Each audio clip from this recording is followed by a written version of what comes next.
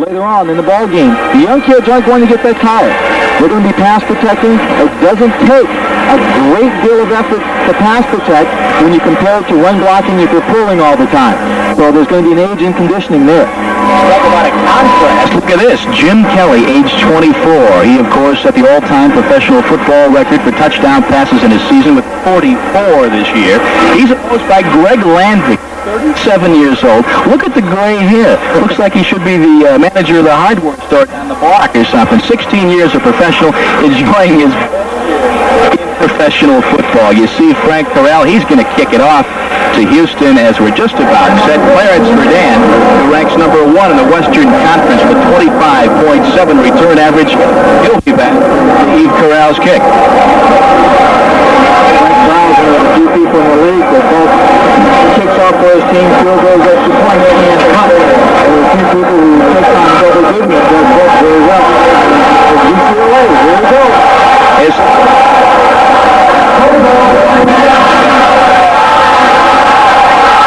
Turville. 26-yard line.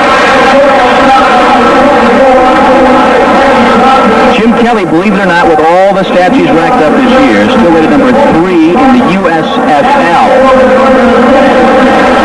in terms of ratings.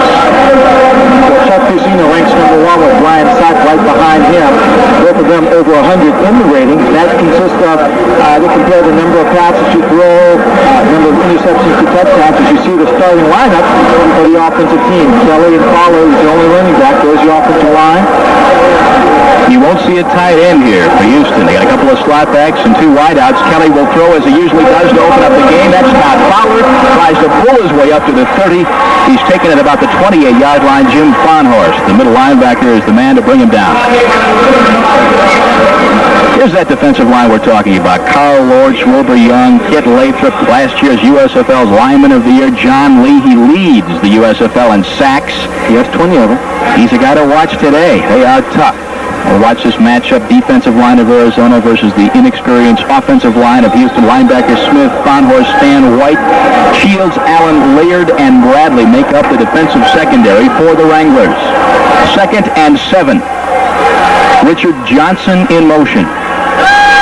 Kelly looking, plenty of time, pumps once, he's going to run across the 30, slides down to the 34-yard line. And Lynn, that's something that Jim is not afraid to do. When it does happen, doesn't see the guy he wants to throw it to, he's not afraid to run. Well, he's a big kid. He didn't do a lot of running when he was at Miami, but under Darrell Davis's run offense here, he's going to have to do something. The way he runs now is a natural lane provided by the blocking and the rollout passing protection his offensive team has set up. He always looks for that same angle every time he gets into trouble. The defensive ends are going to read a little bit more on the part of the Arizona Wranglers, try and force him to stay inside so that the 2 big tackles can reach him for the sack. 3rd and 2, Kelly will throw. He's got the first down. Ricky Sanders makes the reception. So Houston, their first down of the afternoon. We're early in the first quarter. We see it again, Lynn. Well, Ricky Sanders just comes out from the slide back position. Nothing fancy about that. All he's trying to do is get the first down. Defensive backs have to respect the speed of all their wide receivers. You see here the stats on the season. Respect the speed of the wide receivers in as much as they have to give them a lot of room. Don't expect to see a lot of man-to-man coverage. You'll see primarily zone on the part of the Arizona Wranglers because they can't match up well with their speed.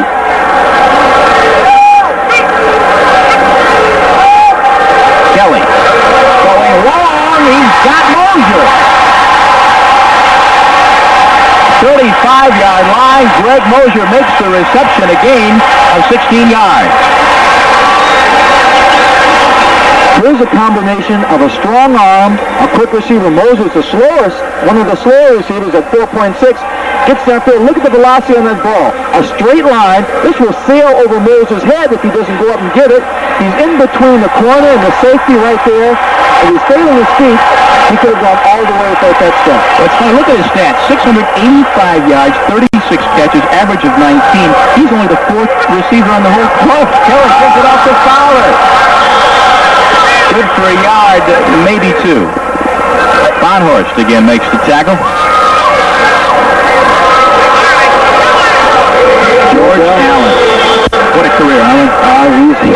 ever along with. He's the only head coach in professional history to win more than 100 games without encountering a losing season. 14 coming into the ballgame, we made a big deal of George having coached 4 different teams into playoff contention. So his Arizona team is actually the same as Chicago last year. That's right. The blitz and the franchise blitz came down here to Arizona last year. Kelly on 2nd and 9. Look out. Avoids some pressure. He's on the run. He'll take it across the 30. Out of bounds. 25-yard line. And the fans in Houston love it. Big John Lee runs him out at the 25-yard line. Kelly not only can throw, but he can use his head and run when he has to. This time you'll see Kelly again running away from pressure to get out of bounds. But look at the speed of number 64, John Lee. John Lee is not far behind. Give you an idea just how quick Big John Lee is. See him right there at the top of the screen closing in on him. And Kelly doesn't want to take him on. But watch Lee, number 64. He's at the top of the screen. Again, he leads his team in sacks. He takes on the block. He sees the quarterback splitting the pocket. Then he takes an angle where he figures he can cut the quarterback off and goes for it. Lee, one of the quickest linemen in the USFL. 1st and 10. Kelly. 14-yard line. And the Houston Gamblers offensive machine is well-oiled today. They are moving the football. Sanders, how'd you like to make 101 catches and not be the leader on your team? And Ricky Sanders, I like to trade jobs with him any day. Like I traded with Tremaine, who's a wide receiver for the Arizona Wranglers, number 2, and he had 90 catches this year. That's right. The most I ever had in one season with the Pittsburgh Steelers was about 71 catches. I think that's still something to be proud of. That's not a bad total. Kelly, 4 of 4 already, 43 yards. Amazing for the Spurs, and they've got it. 10 minutes, 25 seconds to go in the first quarter. There is no score as Houston is marching. Jack Pardee, interesting story, Pardee and Allen. Jack played under George Allen twice in his playing career, once at Los Angeles, 66-70, then again when George was coaching the Redskins, 1971 to 1973. Over to George Allen as the Redskins coach back in 1978. They know each other very, very well. 1st and 10, 14-yard line. Kelly, all kinds of time. Almost intercepted out there by Carl Allen. At that time, the timing on the play was destroyed. Gerald McNeil, number 13, was coming across. He had Richard Johnson coming across the middle who was trying to angle it into the end zone. But the timing being destroyed, we found McNeil right there. He hits the ground. The defensive back right there to make the play on the ball. Now, you hear the reaction. That's because they just showed it on the big screen here to try looking for perhaps some interference on Allen against McNeil. Well, Carl Allen is a very physical defensive back. They're going to have to play the receivers physically because they can't keep up with. Ninth play of the drive. It began on the Houston 26. They're now on the Arizona 14. They're going to run again. 10, 5. Is he in? Yes.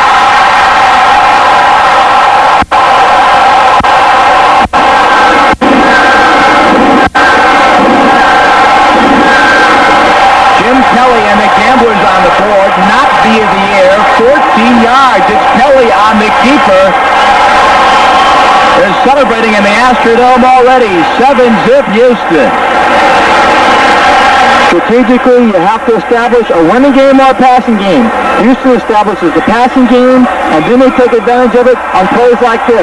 The defensive backs have to stay back to cover the receivers.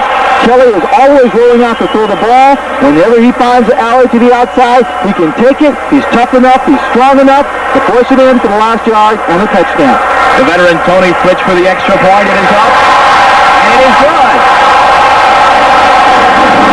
We're alive in Houston as the Gamblers take a 7-0 lead with 9 minutes and 50 seconds to go in the first quarter. 20 of them at the Astrodome today, 35,000 plus in Lynn Swan.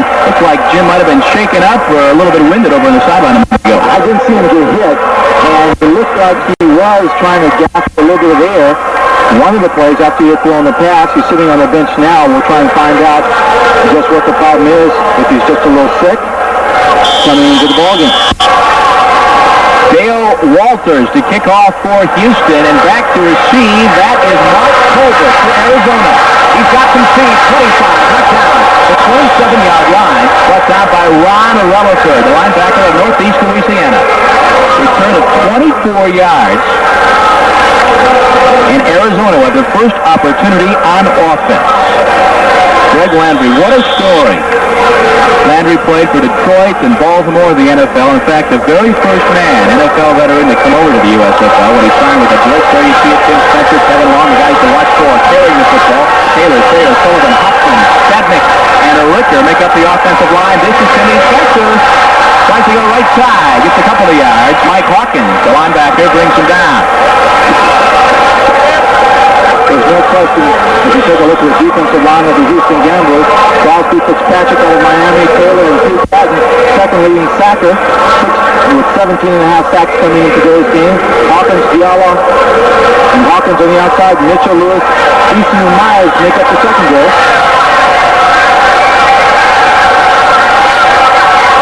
Second and 8. Long in motion.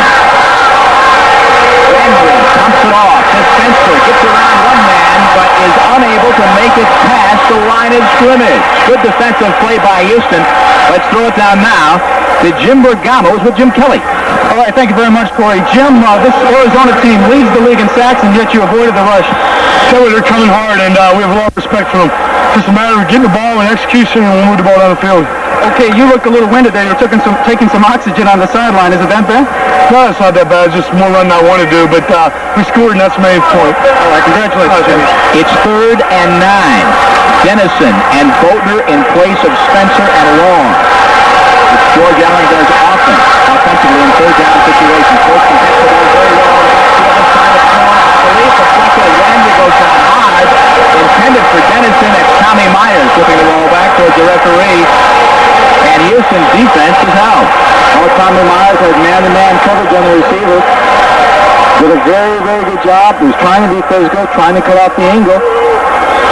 And he was effective. Tommy Myers, a long-time veteran for the New Orleans Saints, played there for 10 years. A Pro Bowler back in 1979. Gerald McNeil, who last week ran back his first return for touchdown of the year, 43 yards. Frank Corral will punt. Frank Hamill goes for place kicking and the punting duties for Arizona.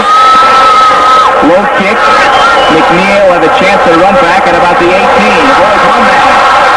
He's got some room. Almost up to the 30-yard line before he's forced out by Selwyn Drain. So Jim Kelly and company will have their second offensive possession from the 29-yard line. We'll have it for you. Gamblers, the winner today, advances to the Western Conference Final. Next weekend, they'll take on the Los Angeles Express. The Express, of course, in that incredible 3-overtime game yesterday, defeating Michigan 27-21. Jim Kelly, quick pass. That's Sanders. I'll tell you one thing. Sanders dropped just under Sayers and Steinhorst to get away from what would have been one of those bone-crunching tackles. Like a little quick slant. Like a line drive. Watch Sanders. He just ducks right there. And Ray delivers a blow to Steinhorst. That's the way they wanted to work that out. 3 catches, 20 yards for Ricky Sanders. Fastest man on the Houston ball club. And it's Scott McGee, number 88, third leading receiver there. Second and 5. That is McGee.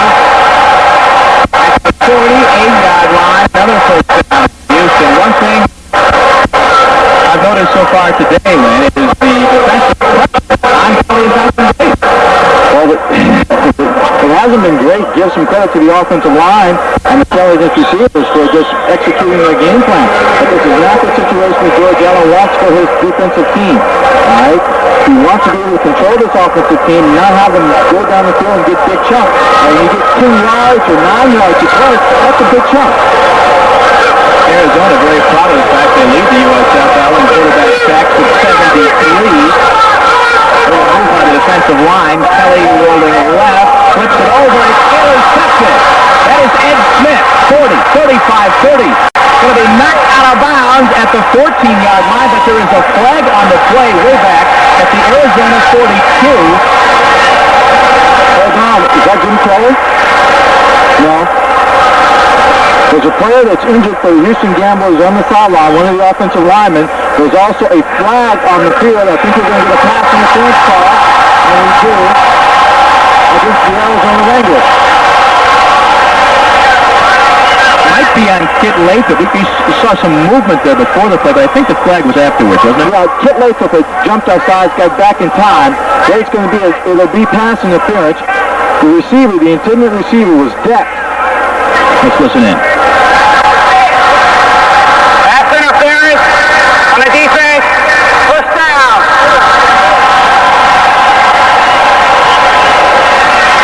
Didn't tell us who. That's 70 Lathrop. Experienced ball player. He jumped off sides, but got back in time. See the injured player on the sideline. Hard to make out his number from here. Is it? Could be Frank Khalil. I guess it is. The center. 56? No. 67. Being administered to down at about the 14-yard line. And Jack Pardee looks on. Came back and tried to make the play against Ed Smith, who picked off that football from Jim Kelly after the receiver was knocked down. Kelly walking over. Houston will have the football at about the 38-yard line. There's a break in the action. We'll be back with more Arizona and Houston at the Astrodome in just a moment. Jim Lampley in New York, just as Houston did. Birmingham scored on its first possession. Here was the key play, fourth down. With a yard to go, they hit a 29-yard pass on play action down the middle to Cribbs. He didn't get in, but Stout scored on a sneak, and it's 7-0 Birmingham over Tampa Bay. Now back to Corey McPhair. So Birmingham fighting for the right to play Philadelphia for the Eastern Conference Championship here. Houston leads 7-0. They're working on Frank Khalil, the center on the sideline. Greg Davidson, the ball game to attention. This is power on the draw play. Booming. Inside the 30 to the 27-yard line. Fowler, a great story. The 332nd player selected in the USFL draft. He's gained over 1,000 yards this year. And he played tight end. His drafted came in to Houston. They didn't need a tight end, so they made him a running back. He came in when Sam Harrell had scored 15 touchdowns and had a 200-yard game early in the season, was injured. Took over in 10-ball games, gained 1,000 yards, scored 11 touchdowns, and had a game where he gained 209 yards. Sam is back, but he doesn't have his job. First down. Kelly has to the whip to the sidelines, overthrown to Ricky Sanders. Make it transferred in. Well, that time it was Rubin, number 63. He came in and applied the pressure. Mark Rubin. Third down for Jim Kelly. 5,219 yards in the season. The only quarterback who's had more in any professional football experience is Warren Moon, who will be playing right here in Houston next year. John Lee, the starting defense, is in his out of the ball game. Mark Rubin has the coach. That was not because of an injury. 33. Kelly. Intercepted. Luther Bradley picks it off. Swings it back to near the 25-yard line. Bradley's got 5 interceptions on the year. He's the leader for Arizona. This ball looked like it was thrown right to Luther all the way. Well, when you put the ball up in the air so many times, you're going to get some of them picked off. Kelly was intercepted 26 times throughout the season compared to the 44 touchdown passes he threw. And, of course, Luther Bradley, you may recall, in 1983 against the Tampa Bay Bandits, picked off 6 passes in one ball game. The game Luther will never forget. He took my head off, too, when I was a senior at Notre Dame. I was at USCU at Notre Dame. Right. First and 10. 29. It's Lenny Willis in motion. The fake to Spencer. Landry going to put it up. He whips it out there for Paul Ricker, the tight end. There's going to be a flag on the play.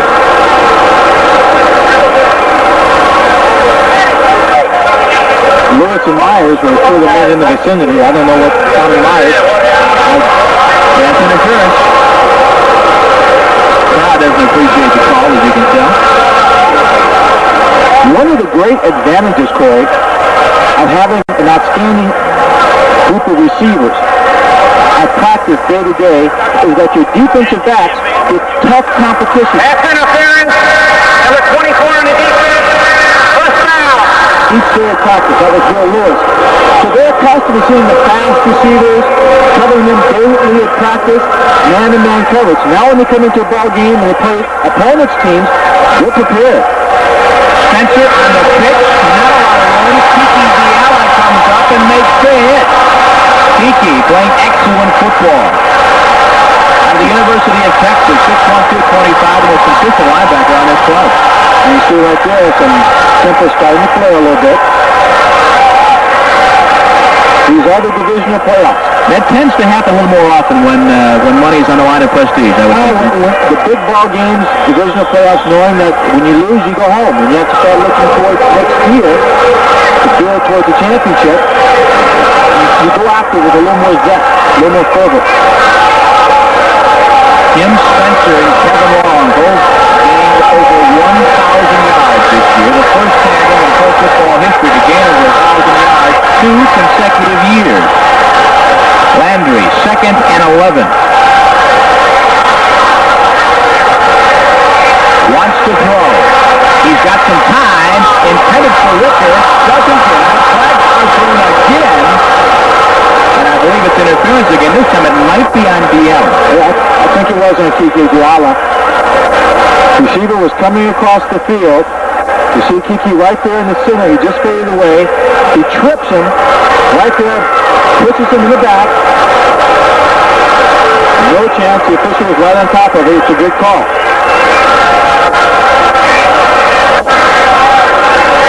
So, Arizona in Houston territory, ball on the 46-yard line.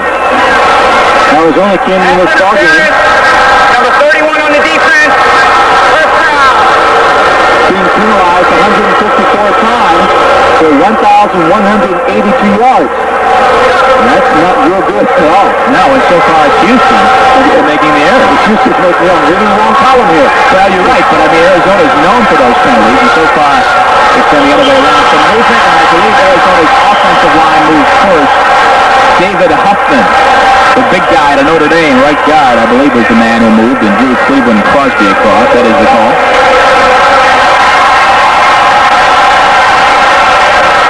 Yeah, one of my favorite names, Cleveland Pittsburgh Crosby. Isn't that good? What? I'm sitting here looking for my stats here. Come on, find a stat. I wanted to find the stat for you. Opponents. Houston has been penalized 148 times for 1,193 yards. It was fairly close. Very close. First and 15. After the 5-yard assessment, ball is loose. Landry jumps on it. I believe he's come up with a football.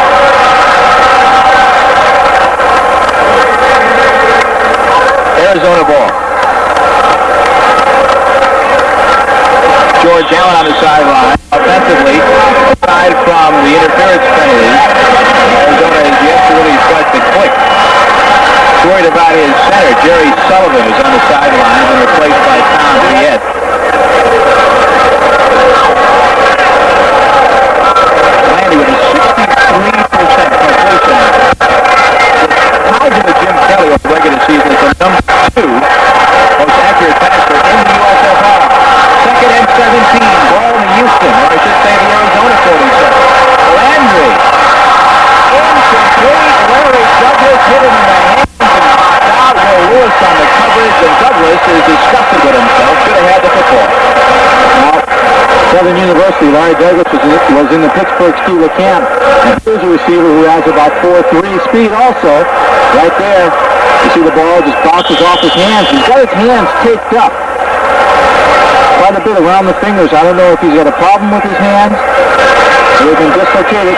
Certainly Larry Douglas should have caught that. Total yards so far. Arizona, -2. Houston, 3rd and 17. You saw Houston moving on the line. This is Landry from one man. He connects. That is Dennison. And Dennison slides to the 37 of Houston, close to the first down. Dennison, number 20, 21. Number 43 is Matt Boltner. They like to put these two running backs in obvious passing situations. They're excellent receivers. Lee Fitzpatrick jumped offside for Houston. Good shot at Doug Dennison, formerly played for the Dallas Cowboys. Kutztown State in Pennsylvania. Never been there before. Number 73 downfield.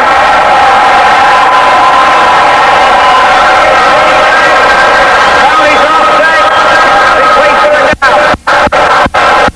Mike Stevenson was downfield. The penalty against him. He's an offensive guard. The offsides against Fitzpatrick cancel each other out. They're going to play it again. 3rd and 17. Landry gets another chance because on that last third down play they came up short. Jerry Sullivan, the center for Arizona, has a hip pointer. He's heading to the dressing room, but they do expect him to return this afternoon. Landry. That's Willis in motion. Again, 3rd and 17. Got to put it up. He does so. Up in the air. It is incomplete. Is there a flag? No. Mike Mitchell is back there. Mike Mitchell back on the play. Tremaine Johnson was the wide receiver. Number 24, Will Lewis, also back on the coverage. There's a blitz on. Tremaine Johnson will go down and break to the inside looking for the post. You see him going down. The watch, there'll be another player coming over across the top here. That's number 37, Tommy Myers. They sandwich him, break up the play. Good coverage. Frank Corral, the punt again.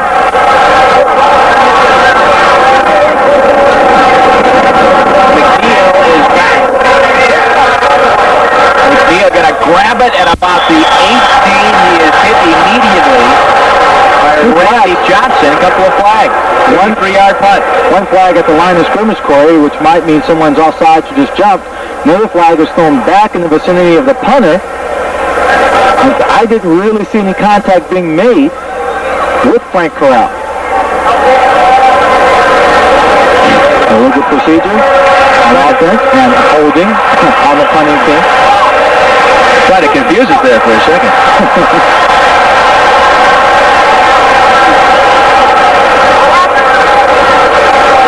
We've got 3 minutes and 32 seconds to go here in the first quarter. Houston leads Arizona 7-0. And Frank Corral heads back. I better put the helmet on, Frank.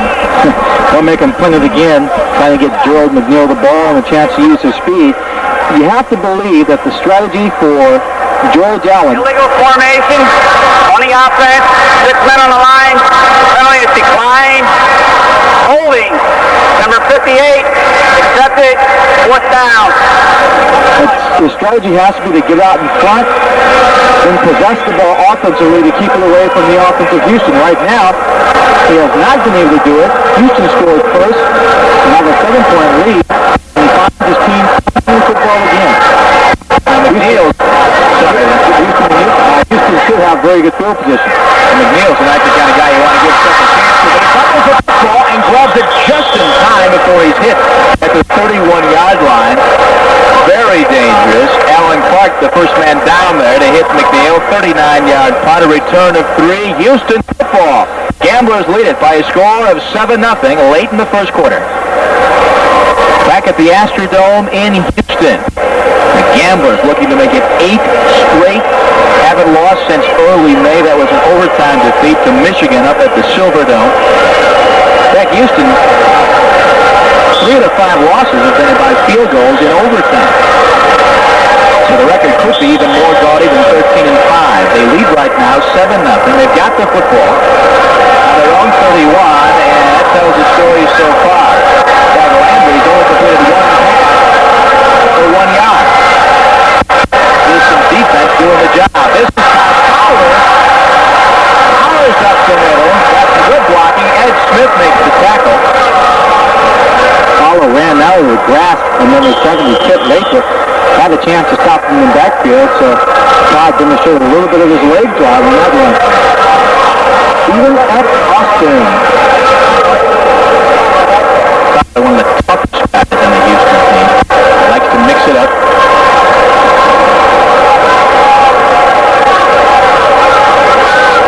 Nickel backfield and play for Arizona. 2:32 to go. First quarter. That's Sanders in motion. close to the 40. He's a couple yards shy of the first down. Stan Smith and Mark Bubin combined to stop Fowler. Stan White, I should say. Now here's a tough situation for the Arizona defense. Most teams, third and short, if they make an offensive line change, put in the power backs, you can substitute, put in the goal line defensive team, and go head-to-head. With Houston, they keep the receivers in the ball game. They only have about 8 running plays. Fowler may get the ball. They may throw a quick pass. You can't do it for anything in this situation. Quick ball. It was Kelly, and they've done that several times this year. And that's the kind of thing you got to be prepared for. You don't know what they're going to do. They're unpredictable. That's right. Kelly just comes up to the center, came up to the center on that play. Well, just tapped him on the rear end. He snaps the ball. He follows him before the defensive line is set. They pick up a first down. No wear and tear. It's a free play for the rest of the people on offense. You see him right there. Everybody else just stands there. The guards come in and try and protect him from defensive ends, or tackles rather, pinching down. Kelly easily picks up the first down. It's not illegal, and you're guaranteed at least 2 yards, usually 3 on a play. Kelly, a little bit of rush this time, gets it off. It is caught. A nice catch. Verdun at the 37-yard line. Bruce Laird is there immediately, and Verdun had the sky to bring that ball down. 20-yard gain. And he had the sky while he was jumping up in the air. John Lee was giving Jim Kelly a little rest time. Watch this here. He takes after he releases the ball. He ends up on the ground. Verdun goes up. These guys are small, but they keep going up in the air for the tough catches. They're taking more shots like that throughout the season, yet none of them has really been hurt seriously. You got to be quick. You got to be on the soft side. But you also have to be tough to withstand the kind of hits these guys get every game. Johnson in motion, ball on the 37-yard line. This is Kelly. Looking for he almost intercepted out there. Bruce Laird is there along with Stan White. Incomplete. Along with Eddie Brown and Luther Bradley, there were 5 defensive players for Arizona in the vicinity of the pass. Only 1 receiver for the Houston Gamblers. We should mention that the regular quarterback for Arizona not playing today, Frank Minifield. Fred Walton replacing him today. Minifield out with an injury. 20 seconds to go, first quarter. 2nd and 10. Ball is on the 36-yard line. They're going to run. Now he puts it out to Johnson, and Johnson's going nowhere. Johnson also got hit a little bit by number 63, Mark Bubin. Right.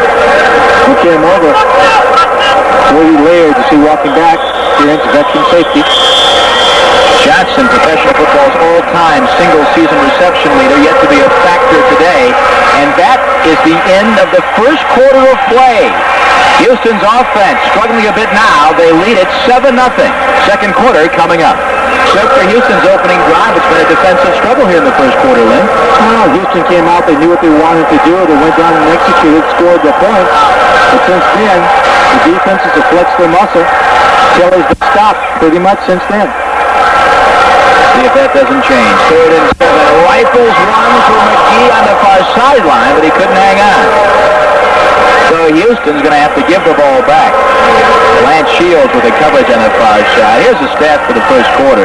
Look at Arizona's rushing yardage, passing yardage, total yardage of -2 compared to 133. Well, Arizona's only had the ball for 2 possessions, and the first one was 3 downs and punt. The second one was not much better. There were a lot of penalties on that particular drive, and there you see it. -2 for everything. Folks, they're not going to punt. 4th and 7. Gives you an idea of the kind of confidence they have in the offense.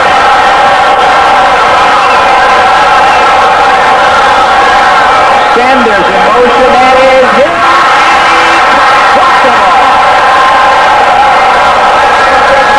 Dan White is there. He'll look for Sanders. Looked for a moment like he might gather in, but couldn't quite do it. So Sanders was free there for a split second, and he reached up with both hands and just pulled this one in. It would have been a catch. He goes right there. He should have gotten the other hand up there too. He tries to one-hand it. He's in the crowd.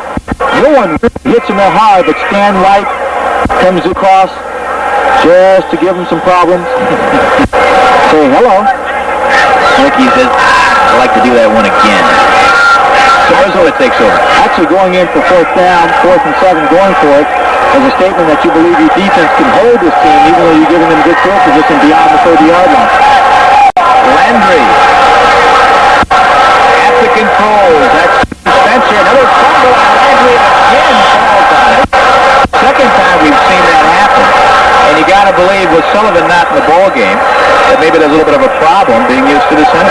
Well, they've been on the sideline, so Tom Piet could have worked out with him. And you look at the score, Tampa Bay gets 3 points, close the gap on the Birmingham Stallions. They should have been on the sideline working on that snap, so it shouldn't be a problem. Right now, it's just a little bit ragged on the part of Arizona's offense. 2nd and 14. Loss of 4 on the missed pass. Long is 33. Spencer is 46. They give the long. Good block from Spencer. 34-yard line where Tommy Myers knocks him down. Anthony Hawkins also the back in there. Kevin Long gets up there. That's number 46. Spencer out in front. He gets a good block. Kicking the corner all the way out. Now, Kevin Long just takes too long turning the corner. That hole was there for a long time. He just seemed like he couldn't get his body turned up there to take advantage of it. 3rd and 8. Doug Dennison, Matt Boltner in the backfield. Landry telegraphing it to Dennison. He is front. Kiki Diella, 25-yard line. And you knew what that play was as soon as the ball was snapped. Well, we've seen Arizona run that play so many times. Trying to get the ball out very quickly. So Dennison, short pass, sending receivers deep downfield to put it out to give them running room. That time, Kiki read the play. Good sign that the young man is doing his homework during the week. Kiki, number 1 by far on the Houston defensive unit. The number of tackles of 95 coming in. Corral the punt. McNeil is back.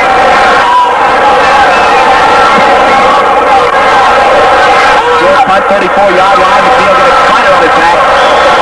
Slides up for about 4 yards. Larry Douglas makes the tackle. And Houston's back on offense. It's 7-0. The Gamblers lead. We're early in the second quarter.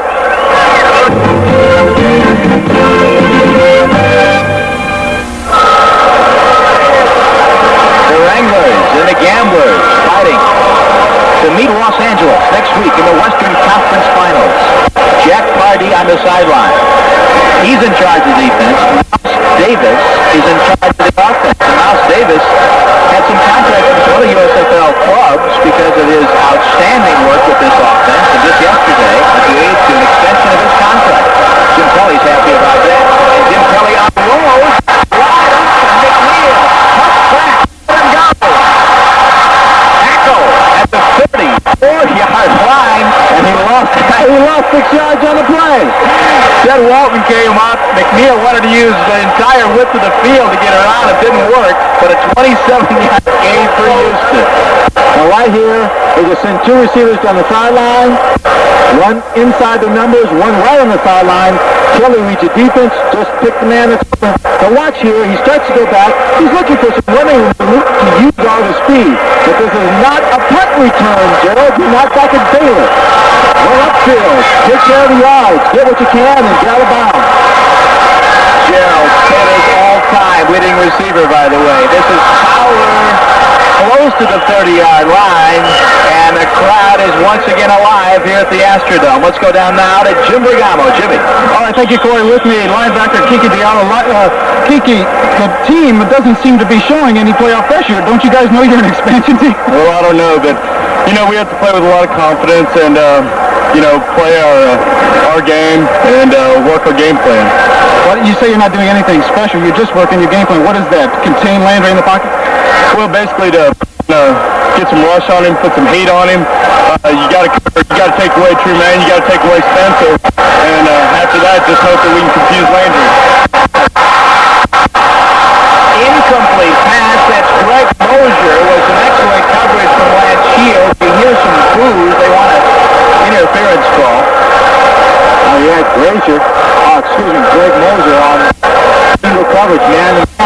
shield. Lance playing a bit of a shadow technique just inside Moser as he goes down the sideline. He had his back turned towards the ball. Moser had the opportunity to go up for it here. Should have been a catch. But just in the air, could maintain the concentration. It's 3rd and 7. Ball at the 30-yard line.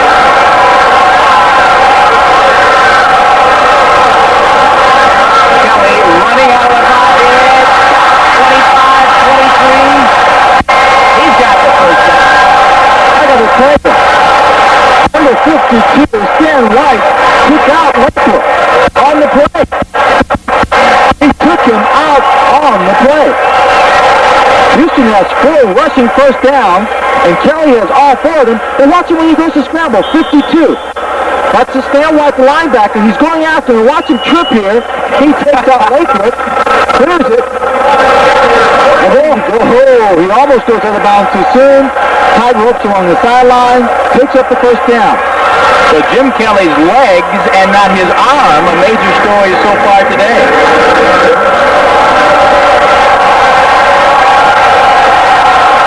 First down, 21-yard line. Fowler upping those legs up the middle, close to the 15-yard line. Stan White, Mark Gobin are there. A moment ago, Bergamo was talking to Jimmy Bergamo was talking to Kiki Diallo about the expansion club. And don't you know, you are an expansion club, you're supposed to be nervous.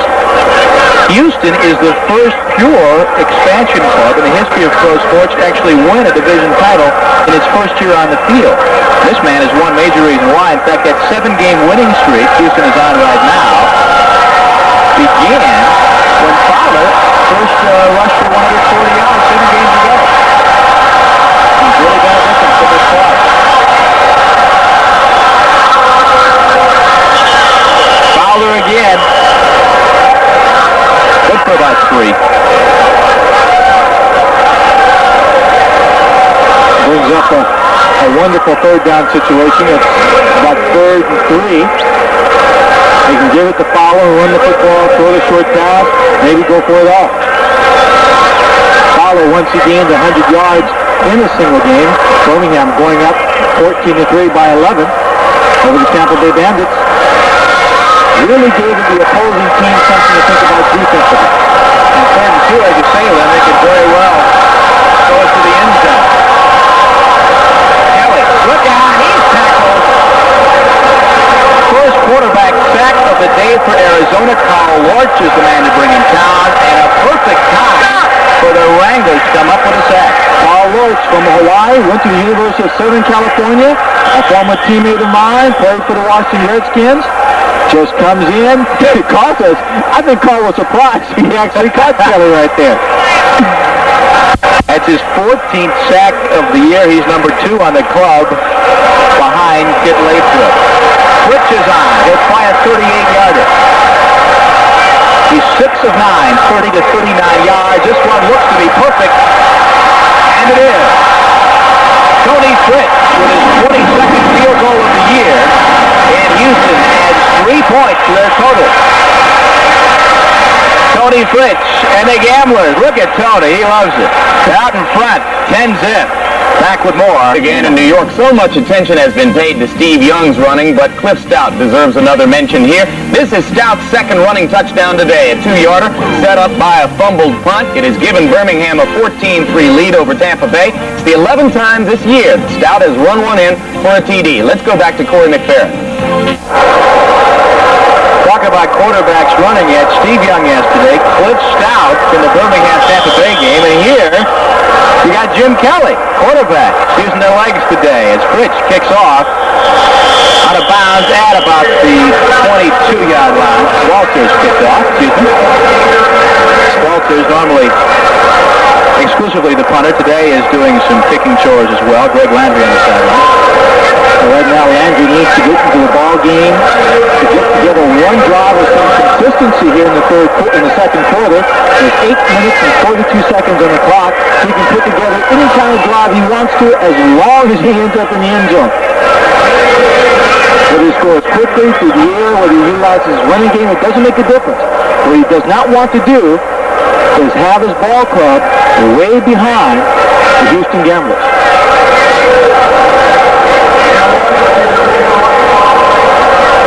To go back to the game 2 months ago, Arizona trailed, 24-3 in the first half. They came back 24-all, but of course, they run it forward with it.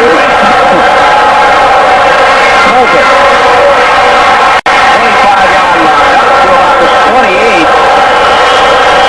Return of 23 yards. Andy Mellentry brings them down. So, Arizona will take over.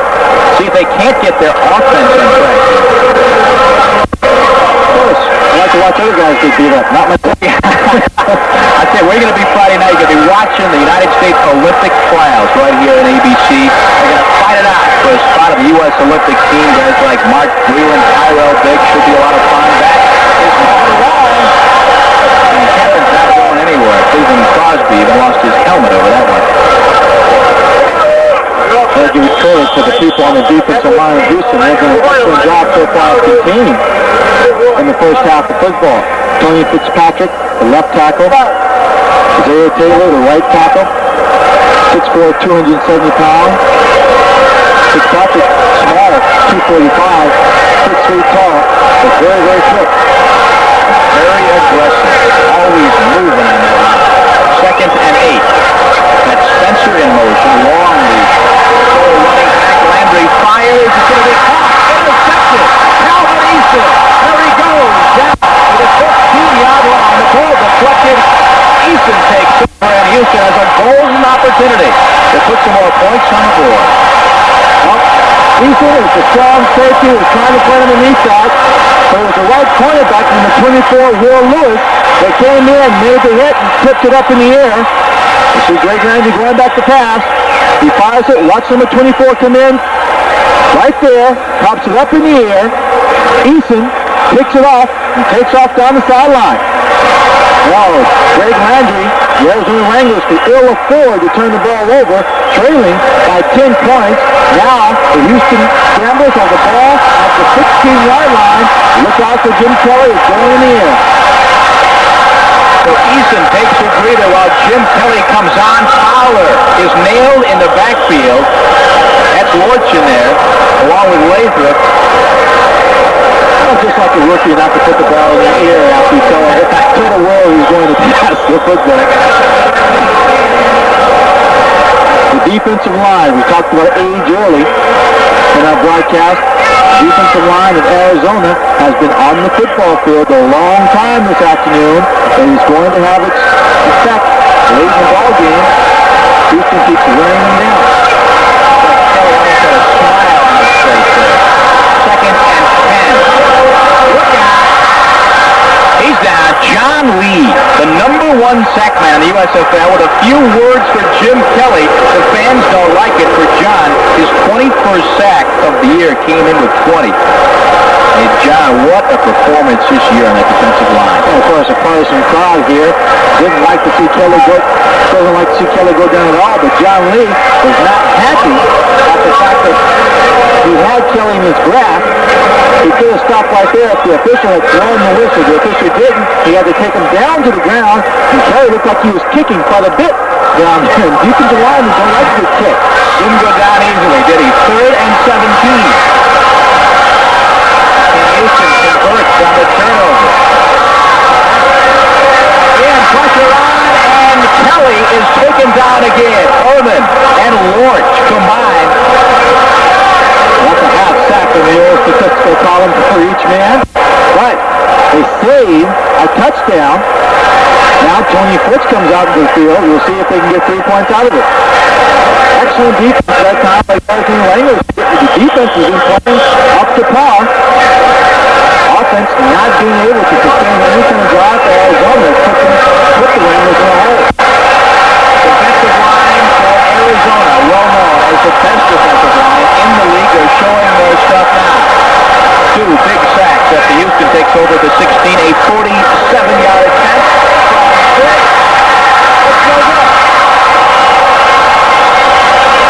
Fritch's attempt fails. Houston unable to convert from the 16-yard line after the pick from Eason.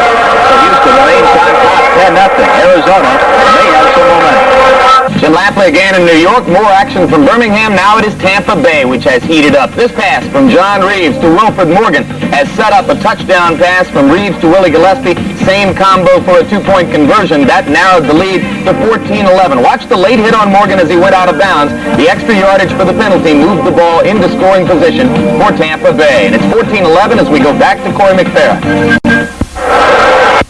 Houston just missing on a 47-yard field goal attempt by Fitch. Watch it, just barely wide left. Now Sparkus style kickers. Very often end up hooking the ball. Right or left, one way or the other. Tony. He's wishing it in, but not today, Tony, not today. Tony Fritz, the USFL scoring leader, came up with a big game last week in 66 for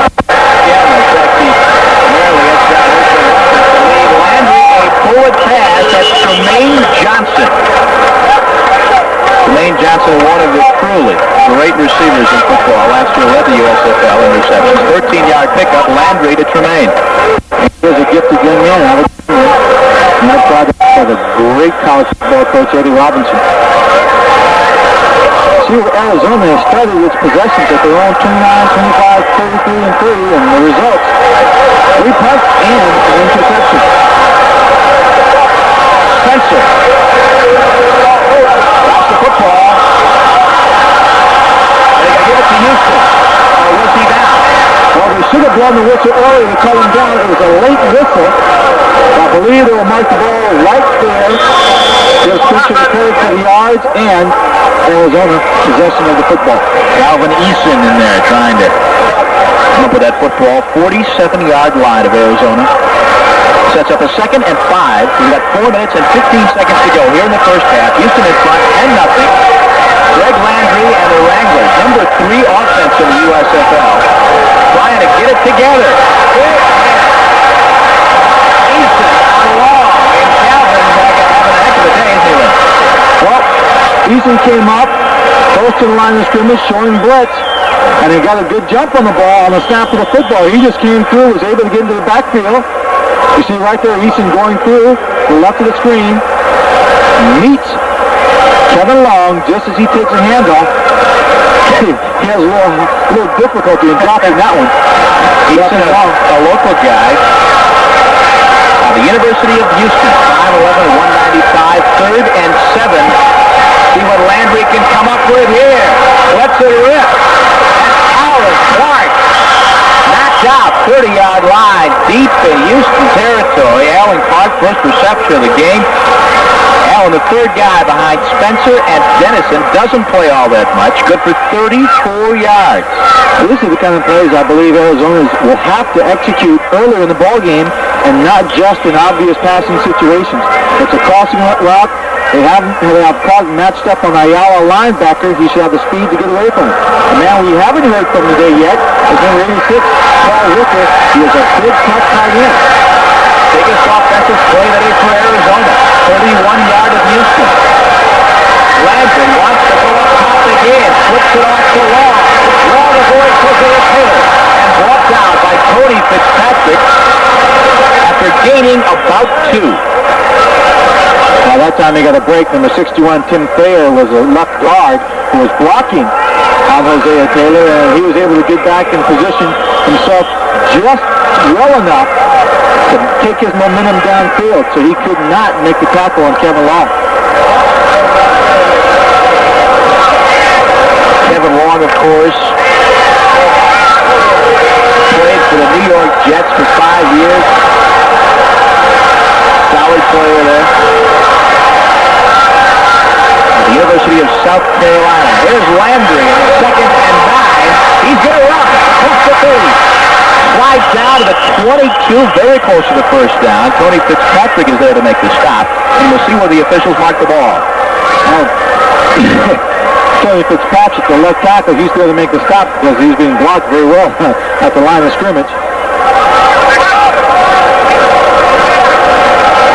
It's going to be shy, it looks like, from here. 2 minutes and 10 seconds you see on the clock there. They look to go down to 2 minutes, and Arizona will not take the play before the 2-minute warning. Play stops. 2-minute warning. Landry will face a 3rd and 1 situation on the 22-yard line when we come back. 3rd and 1 for Arizona. 22-yard line. They would love to go in the ball game. Short only 3 points. They'd like to score here. Get the first down. Let's see what Landry does. Spencer and Long the backs. Long gets it. First down, Arizona. As he powers across the 20, Fitzpatrick is the man to make the stop.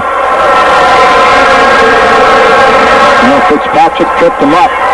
Isaiah Taylor was there also trying to stop him. Kevin Long was able to just step over him and dive to the necessary yards. For the Wranglers on a 20-yard line with a minute 44 to go. That's hard to read. Knows he's in the battle today. Kevin Long with just 7 yards so far. Movement on the left side. That was Rob Taylor, the left tackle. And Pete Chayton. Offside. Number 75 on the offense. Still first down. So, and move it back a little bit. Untimely penalty there. Oh, no kidding. 1st and 15. And the 25. This is the 8th play of this offensive drive for Arizona, starting back on the Wrangler 29-yard line.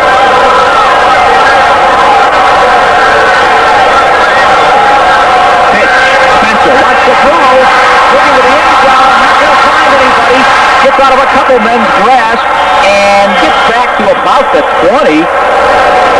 And the Arizona Wranglers going for a little razzle-dazzle with a minute 25 to go, and the coverage was solid. Spencer did everything he could to get away. You'll see number 93, Isaiah Taylor, coming up.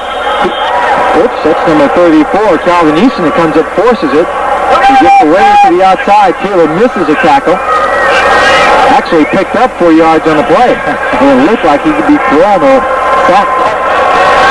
Arizona, their offense has been ultimately averaging 38.5 points a game. The last 4 games they won 4 straight, yet to score here in the first half. Landry looking. Forward pass over the middle. Paul Ricker makes his first catch. Andy Hawkins is there. It'll be 3rd and about 5. Clock ticking down. About 1:05 remaining right now. Dennison coming into the ball game. Alan Clark, Larry Douglas, Paul Ricker coming out. Tim Spencer coming out. All right, we had the big 3rd and 1 play a moment ago from the 20. It's 3rd and 5 from the 15. 46 seconds, 45 seconds. That's Willis in motion. The crowd is alive. Landry looks left side. Incomplete pass. Bud Dennison, the intended receiver. Hollis Hall, number 25, was the defensive back. It shadowed him going to the outside. A tough angle for Dennison to make the catch. He's trying to run away from the defensive back. Not to slow down, maintain the speed. Then get his head and shoulders turned around so he can see where the ball's coming from. Landry had to put a lot on it for just high enough to get over the head of the defensive back, Hollis Hall. 32-yard attempt from Frank Solano. Arizona attempts to get in the ball before the first down comes to a close. From 32, it is up. And it is good. Corral's 12th field goal of the year. And Arizona is on the board. 34 seconds to go. It's Houston 10 and Arizona 3. An Olympic year, not only for able-bodied athletes, but for disabled athletes as well. Illegal block. Against Houston. Now, Corey, there are only 28 seconds showing on the clock. In most cases, I'd say, everyone at home would say it, anybody would think it. No possibility. Illegal block. All the way to the back. During the return, number 54. First down. Of Houston scoring any points or doing anything of any consequence at this moment. But let's not forget, they have receivers, Sanders, Johnson, who are 4-2 sprinting. They get them the ball in the lower room, look out. 28 seconds to Houston is about a minute and a half to most teams. Hit. Fowler. Foul the 18. And I think this time we're going to see him run out the clock. A little bit unusual for the Gamblers. Joe Herman is already headed in towards the locker room. Gamblers not living up to the moniker here. 4 seconds, 3 seconds. That will do it for the first half. The Gamblers and the Wranglers head for the locker rooms, and Houston leads it after one half of play. Gamblers 10, the Wranglers 3. We'll be back with today's halftime activities after we take time for a message and a word from our local station. Jim Lampley again in New York. Welcome those of you who have seen the first. That report was. I'm excited to hear what it would be.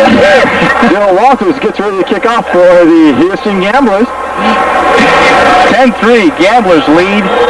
Mark Tolbert is number 85, 5'10", 175. And that is him. Torpedoed at about the 27-yard line. Let's go back down and see if Jim can talk to us now for real. Jim, are you there? Corey, I've got my voice back. How about that? What I was going to say is that despite being dominated statistically and being down 10-3 at halftime, I think the Wranglers feel better about their position in this ball game at the moment than the Gamblers do. They were cheering on the sideline for their own teammates near the end of the first half. They're pumped up and ready to go. Again, I think they feel better being down only 7 points than the Gamblers do being up 7 points. Well, if you're within 7 points of the Houston Gamblers, you are close. Greg Landry producing like 37 yards in the first half via the air. Fake dispenser, all kinds of time. What's it rip? Tremaine Johnson cannot make the play. Greg Landry buried that pass in the ground. Tremaine Johnson is wide open, running away from coverage of number 24, Will Lewis. He also had a receiver that was just blitzing. I think that was Lenny Willis downfield, wide open. You see Tremaine Johnson here. He'll break to the inside. Good move. Trying to cut under. Oh, we're holding there. Way to go, Tremaine. Nice little veteran move, but the ball's too low for him to hang on to. Something he probably learned from watching you over the years, Lynn. One of the things I did best. Holding. Second and 10. 26-yard line. Long. Up to about the 30. Kiki Diala makes the stop. Take a look at something that's happening now on this drive for Arizona, and I'll give you something to compare it to that happened in the first half with the Houston offense. Houston's offense, the short passes to the receivers, 3 or 4 yards. They pick up a couple more before they tackle. Short ball control passes. On first down, the Arizona Wranglers tried to go for the big one. When I say big, anything over 10 yards. They went incomplete. A running play on second down. Now they're looking at 3rd and 6.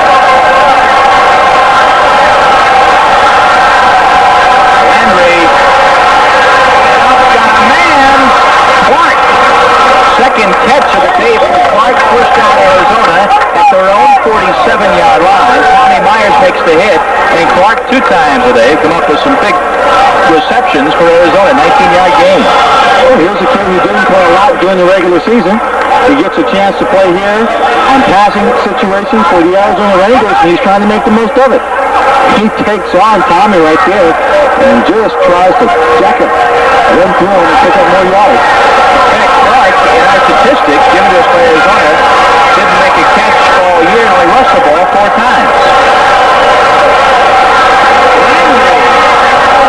Looking for Lenny Willis. Couldn't find him. Well, he found him, but the timing was bad on the route.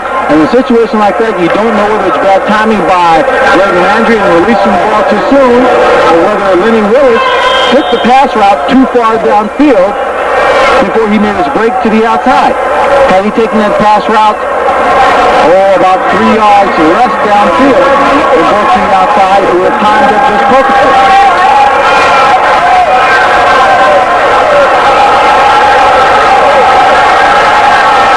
Second and 10, 49-yard line.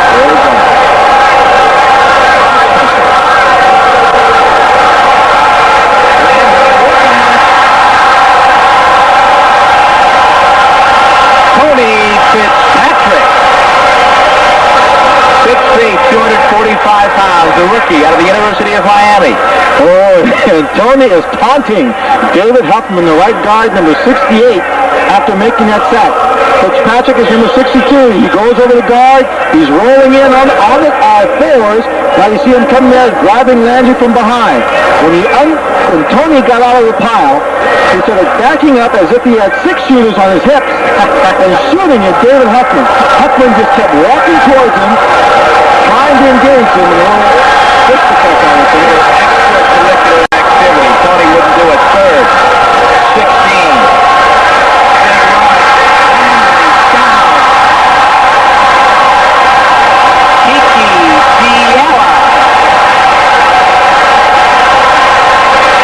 Something. Kiki guys did a great job coming in from the outside of the blitz.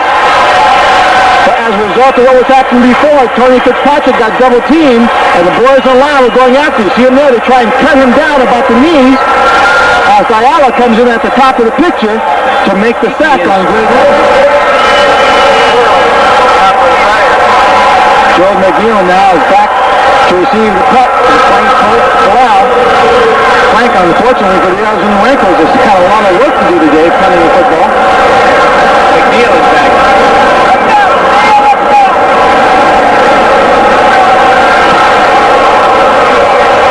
And he's backpedaling to the 22. Straight up the center, back to about the 30-yard line. Selwyn Gray makes the stop.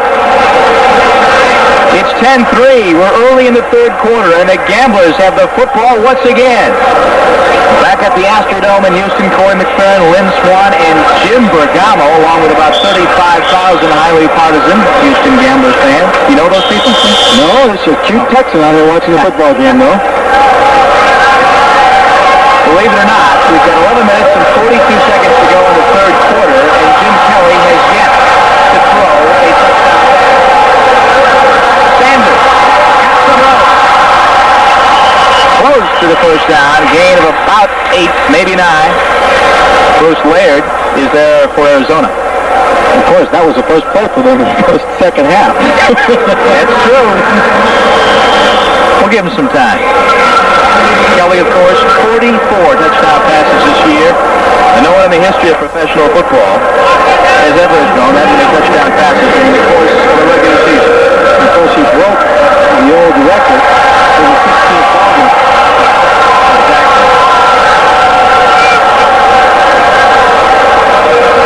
Kelly, somebody had a hand on him, throws it out to Richard Johnson.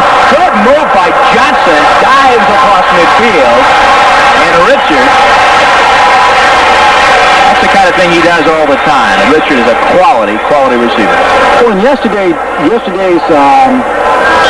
ball game we did with New Jersey and Philadelphia, one of the things about Herschel Walker they always tried to keep in mind was the fact he's so quick, you give him an opening, he'd go. In the last regular season game, he took a pass, had a low opening, went 50 yards for the touchdown. Now for Houston, they've got 4 receivers, but especially Johnson has that kind of speed, and Ricky Sanders, where you give them a little opening and they're gone. Quick flip. That's Johnson, just what they're talking about. And Johnson down at the 37-yard line. That's a play that works almost every time for Houston. Again, nice little ball control pass. You see him there, just yard off the line of scrimmage. He goes 4 or 5 yards downfield, and he's got the ball. Then he runs for another 4 or 5 yards. And if Stan White isn't there to make the tackle, then you got a situation where Johnson's one-on-one with some secondary folks, and who knows what's going on. Well, Johnson and Sanders in the slot, usually going to get a safety or a linebacker that has to do a recovery. They can have room. First and 10, 37-yard line. A bullet pass to Scott McGee. 32-yard line. I'll tell you, Darrell Davis did the right thing in not leaving Houston because I don't think he can find another quarterback with the arm like Jim Kelly and receivers with that kind of speed in the immediate future to put the same offense on their football field. They've got the right personnel. I call a pass from Jim Kelly up in Chicago in 1983 when he came into a game to announce that he was signing with the USFL. Right. He threw me a pass, 55 yards, not a lot of lock to it, and a lot of power behind it. And he hit it and lined up to throw it. Second and 5. Contact. Finger pointing. 74 came barreling in because he felt someone on the offensive line. Start against the Gamblers. The Gamblers moved, and he was correct, but he also took the opportunity Get in a to give free lick, Jim Kelly a little push. The fans here didn't like it, but when an opportunity presents itself, what do? Usually take advantage. False start against the Gamblers. 5-yard penalty moves the ball back to the 37. There it is. You see Ehrman coming in right there. Just a nice little shove. It didn't hurt Kelly. And the fans here, embarrassed him a little bit. yeah, fans here reacting to it. They see it up on a big string. Inside the 40-yard line. 2nd and 10. Kelly across the middle. Johnson, 16. Run it about with the 12 by Luther Bradley.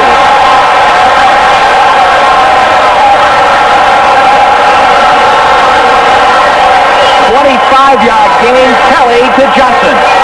He drops straight back, no rollout. He gets beyond the defensive back, number 25, Eddie Brown. Excellent pass by Kelly. Luther Bradley had the angle on Johnson. That's a nice little swim move to get inside, but watch how that pass zips right by Eddie Brown. Now it's a race. He's trying to find some room. Eddie Brown chasing. Johnson now 4 seconds for 53 yards. Houston on the move. Someone else moves. From the 70, Kit Lathrop jumps offside to make contact. This time Khalil is clapping. Khalil is pleading his case. Exactly. False start against the Gamblers.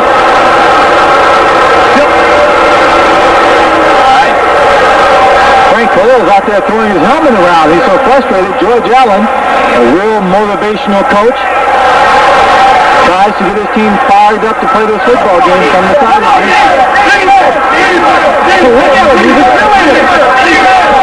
right. Get him a pom-pom. Before the game, George was out there shaking hands, everybody back slapping, let's go, come on, guys. Well, George tries to keep his team emotionally fired up, and he believes in that kind of motivation. He's not a quiet coach like lines here on the sideline. He gets involved. Talk about fired up. Listen to the crowd. 1st and 15. Power to about the 12.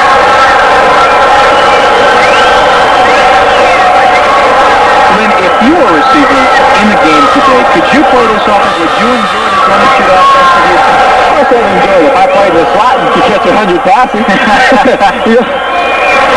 Take a look at this interior line blocking. I mean, that's what you need. You need time to throw the football. You see them right there driving people off the line of scrimmage, back away from the ball carrier, giving him time to get to the line of scrimmage and find a hole to pick up the extra yard. Ron Stallworth, Tim Smith, now we always thought. We never got enough time. Receivers offense for sure. Kelly Sanders tries to sneak away, can't quite do it. Bruce Laird is there to grab him at about the 6-yard line. About 3 yards short of the first. Well, Sanders and McGee had a little pick route going. Scott McGee, number 88. Sanders came underneath and received the pass, tried to turn up here to get to the end zone, but he was caught on the ankle, could not get away. Sanders, 4 catches for 27 yards. Bruce Welch had a 6.6 average per play, which is very high. Might be tough for him to equal that output today. 3rd and 4. Let's see what they come up with. Kelly wants a timeout. Well, there was only 4 seconds left on the clock. Kelly looked up. He had a man in motion, saw something he did not like, and said, we'll take a timeout right here. Smart play. Kelly with some poise. He'll think it over. We'll see what they come up with when we come back. Houston leads. Only 16 still alive in the USFL hunt for the championship. Next week on Saturday, the Western Conference title, 3:30 Eastern Time. The winner of this ball game today against Los Angeles, Steve Young and the Express, the Eastern Conference Championship game. Sunday, 2:30 Eastern Time. It'll be Philadelphia against the winner of the Birmingham Tampa Bay game. George Allen would like to make it next week. See if Kelly can get it off. It's deflected at the line in a big 3rd down play. Set up a 4th down situation. And Len, I wonder if they'll settle for 3 here. Tony Fritsch coming out. Apparently they will. The way this ball game has been going, they had better settle for the 3. They only have 10 points right now in the ball game. They can't afford to pass up any kind of scoring opportunity. You see the flexion right there, number 70, Kit Latham gets up in the air. He was being blocked, but they always teach a defensive lineman, when you see that quarterback put that arm back and you can't get to him, get your hands up in the air, try and cut out, try and block the throwing lane. Tony's third attempt of the day. It is off from 22. It's good. His second field goal of the afternoon.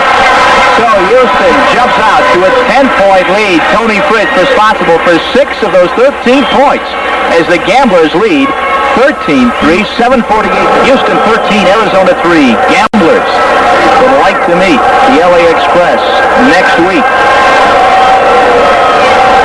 Got about a quarter and a half left to keep that lead. Tolbert back to receive. Walters the kick. 6-yard line.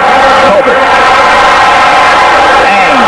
He is hit hard at the 23-yard line. Van Hughes is there to make the hit. 18-yard return from Tolbert. Greg Landry comes on. Actually, it looked like he ran into one of his own men, number 50, Dave Otten. Or Oten, rather. O-H-T-O-N.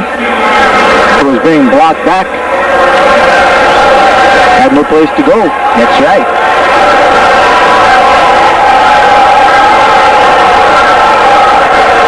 Spencer looking for somewhere to go. Nowhere. And Hawkins trying to pick him up and set him down. Calvin Eason, the first man to greet Spence. Let's go now down to Jim Bergamo with Jim Kelly.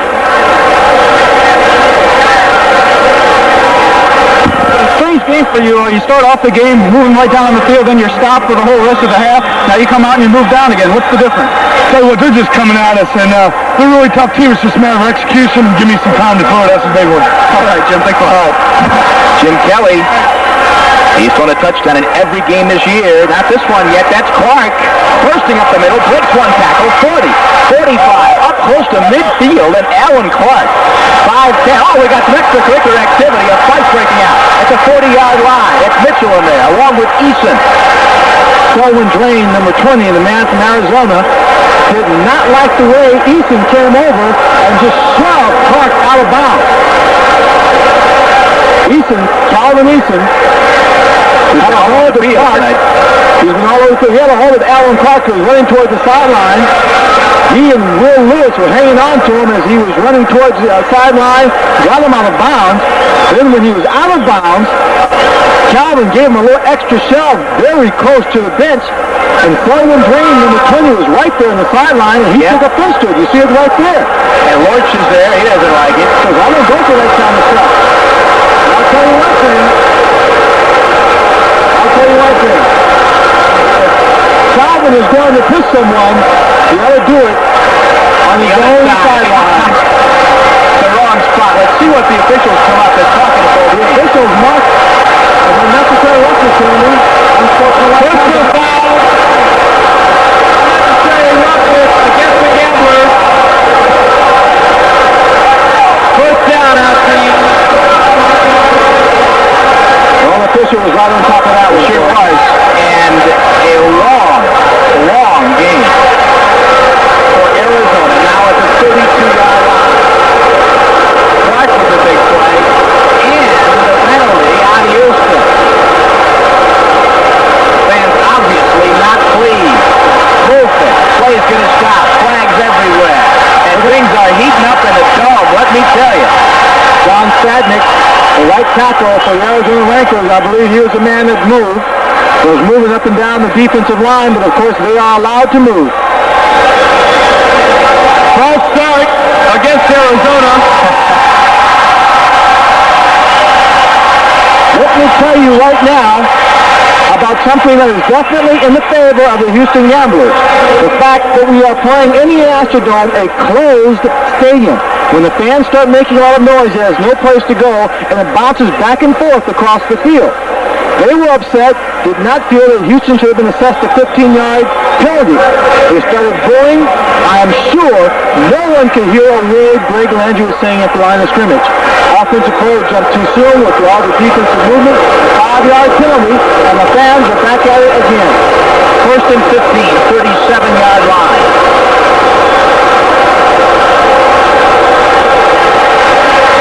Landry going long. He's got a man. Spencer, no. Flag. Interference. Eason. And that looked pretty clear from here. Greg Landry went right after number 34, Eason. The post pattern has been open for the Wranglers throughout the afternoon, but they have failed to take advantage of it. Right here, Landry dropping straight back to pass. Gets the receiver open deep. Ball flutters a bit. Right there, the pass interference. However, penalty against Arizona cancels out the interference against Eason, and it's still first and 15 from the 37. So consequently, a big break for Houston.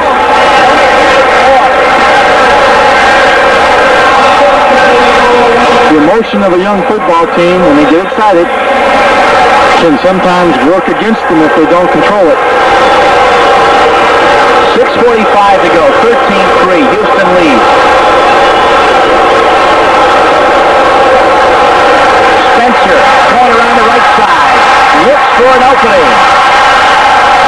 Kiki Diala sends him out at about the 30-yard line. We have action all over the field today. We see Ayala, number 31, inside linebacker. He's getting blocked a little bit, plays off the block, keeps floating to the outside, looking for Spencer, finds him on the outside. Spencer did a great job of picking up those yards. He had no blocking out in front of him. The defensive line was stringing the play out. He dipped inside, tried to draw the defensive players inside, then bounced back outside, did that 2 or 3 times before picking up 4 yards on the play. Spencer not enjoying a big day. Landry flips it to Clark. They're going to call it back. A flag is thrown. Time may have run out. Getting a little sloppy. That's exactly right. The Houston fans reacting to every call by the men in the striped jerseys. George Allen not pleased, I'm sure. Doesn't show much emotion on the sideline. So now, ball is back on the 40-yard line. It'll be 2nd and 18.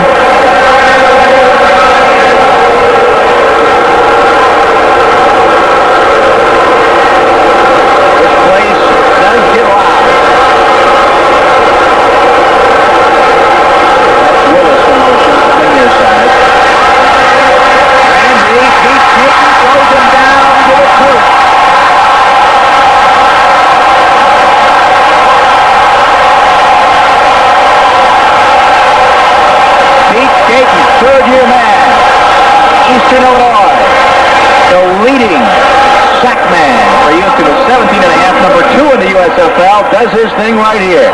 I talked to him before the game started. He's a smart young man. He watched film of Joe Ehrman and his techniques for rushing the passer because he felt that Joe Ehrman's best technique probably would be something he used every day at practice against his own offensive tackle. Landry on 3rd and 21. Big play. Clark hit. Incomplete pass.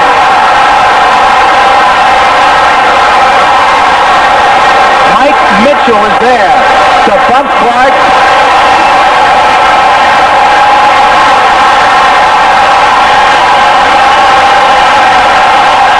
Thomas Hall. Man who knocked the ball away. I'll tell you what. This is an Astrodome crowd that has been cheering like this for offense all year long, and today they're cheering for their defensive players. Well, this football game is getting extremely physical beyond what I expected this ball game to be. There are more hits going on away from the ball. People taking their shots. Tempers are a little hot right now. What they have to do is control it, move it in a positive direction, and try and get points out of it. Corral. Eason is back and let it bounce out of bounds. Goes out at about the 16. Let's watch the hit. Clark about to receive, and a ball comes up to knock him silly. He doesn't see him.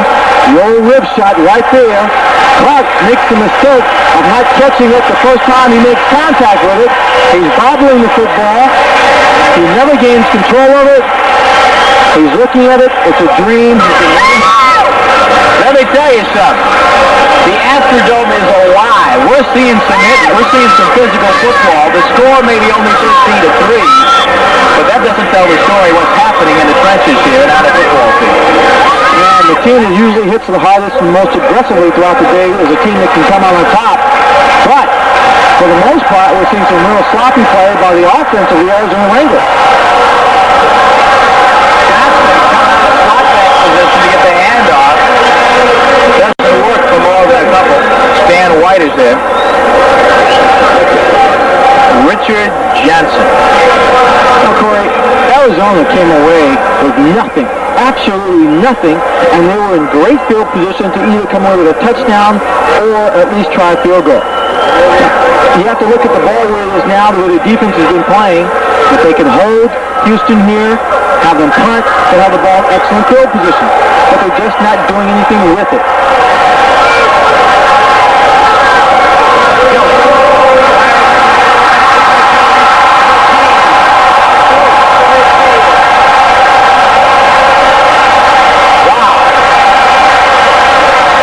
Kelly has got McGee 28 yards, and that's how quickly Houston, you get it rolling. See, right there, he just splits. The cornerback gets in between the knee and the safety. When the 25, Eddie Brown, Bruce Laird, picks up the pass. They're making it easy. Oh, the Birmingham Stallions. Joe Cribbs having a pretty good day. 27-11 over the Tampa Bay Bandits. Philadelphia pulling into that one today. The pitch field down close to the 45, about the 47-yard line. Eddie Brown moves him out.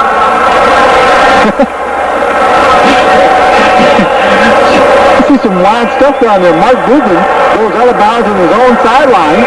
He's putting his own players out of the way like they're the opponents. Guys are fired up there. Mark's probably trying to get his teammates fired up. Probably some crowd here at the Astrodome watching Jim Kelly lead his team down on a pretty substantial drive at this moment, just into the 46-yard line of the Arizona Wranglers. 2nd and 5. Kelly goes it out. That is Sanders very close to the first down. Make it for Dan. Kelly and a gambler trying to keep it moving. But now with ABC Sports Control, Jim Lempley. All right, gentlemen, here is a look at the 3-yard touchdown run for Joe Cribbs. It came after Chuck Clanton's second interception of the game. As you know, it made it 27-11. You know those dry spells that John Reeves Haslin's run? He's in one now. Hasn't completed a pass in the third quarter. So Tampa Bay's up against it. Back to Houston. Well, Jimmy, John Reeves is a man that, sometimes he loses things. And he did, he just has not been able to get it together. Houston got the first down, and a Kelly to Verdan pass. Jimmy got some pressure. Goes off the top. Slipped up at the 36-yard line. That's Lance Shields making the stop. Let's go down now to Jim Bergama with one of the leaders on the Houston Defensive Club, Tony Fitzpatrick. All right, thanks, Corey. Tony, you're an expansion team, they're a veteran team, but a lot of emotions going on right now. Yeah, sure is. A lot with the guy over me, Huffman. I guess I had a pretty good game against him last time we played him AFC. He's just trying to paint it back, a lot of cheap shots, and still the same thing with the center, Petit. Sullivan got hurt, so, things are going well, though. I'm getting back in there. I'm getting my shots in too. All right, thanks, Tony. Thank you. I think you can get a cat like that. 2nd and 6. Kelly, softly, Fowler, a couple. Short of the first by about 2. And right now, things are working well again for the Houston Gamblers. They started this drive at about their 16-yard line. Now they have it at about the 34-yard line, 33-yard line of the Arizona Wranglers. Less than 2 minutes to go in the third quarter. The Gamblers lead by 10. It's 3rd and 3. And Arizona stop Kelly. Kelly gonna run across the 30. He's got the first. He slides out at 24. All kinds of room. Takes advantage. And Houston has another first down. Joe Ehrman and number 25, Eddie Brown, come in for the stop. Kelly out of Miami, went to a slide to protect himself.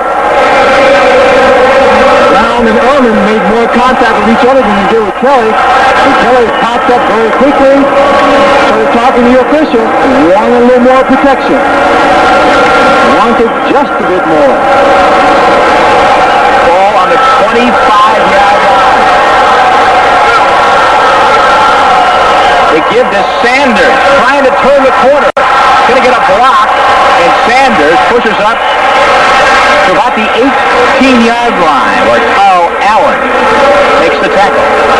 The corner, that play for Sanders is really the equivalent of a sweep for any other football team. He goes in motion, he gets into the backfield, they hand him the ball, and he takes off and runs behind them. A 46 Todd Fowler as a lead blocker.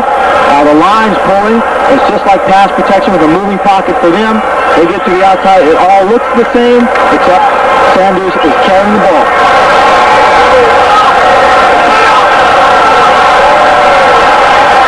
For Dan, top of your screen. That's Sanders in motion. They give to Fowler. Fowler pounds off him. He keeps driving inside the 10. Great running from Todd Fowler. Laird and Brown make the hit to bring Fowler down.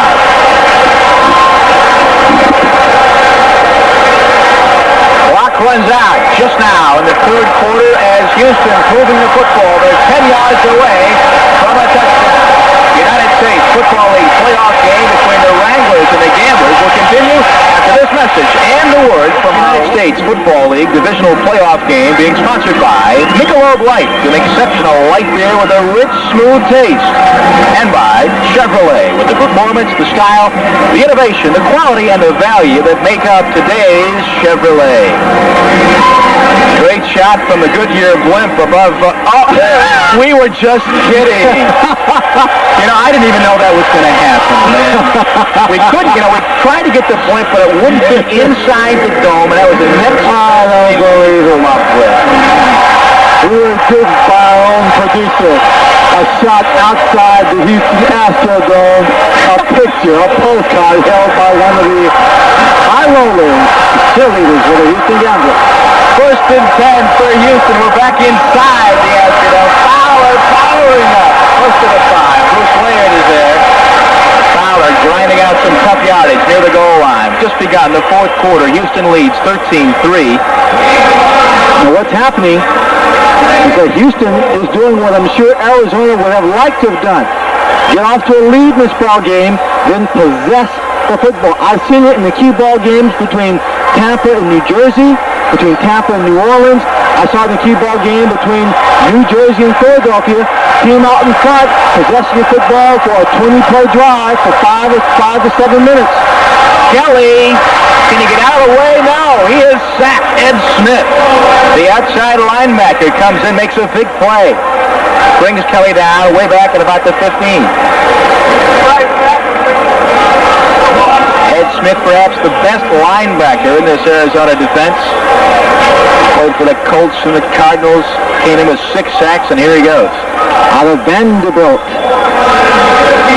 where they don't necessarily get all the greatest talented ball players in the world, but what they do so very often is get the ball players in there that can handle a very intense workload. They give you a lot of formations on defense. George McIntyre, very excellent coach there, works his kids quite a bit. But 3rd and 15, Sanders in motion. Time runs out on the clock. Big mistake. Against Houston. 20 for Jim Kelly. He's not pleased with himself. Well, they have the ball goal to goal at the 5-yard line. They're just beyond the 5-yard line, about the 7. Now they're back at the 20-yard line. Third down, rather.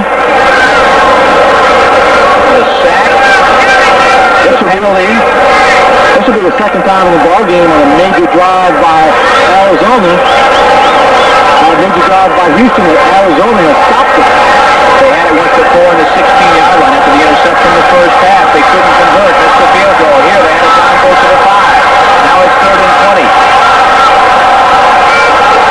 Can they do something? The pitch out. You don't see it very often. Fowler can. Gets down to about the 7-yard line. So they're back to where they started. Now it's 4th down. Eddie Bonder, Lance Shields. Fowler doing a good job. A little bit of the Houston version of an option play. So it's 4th and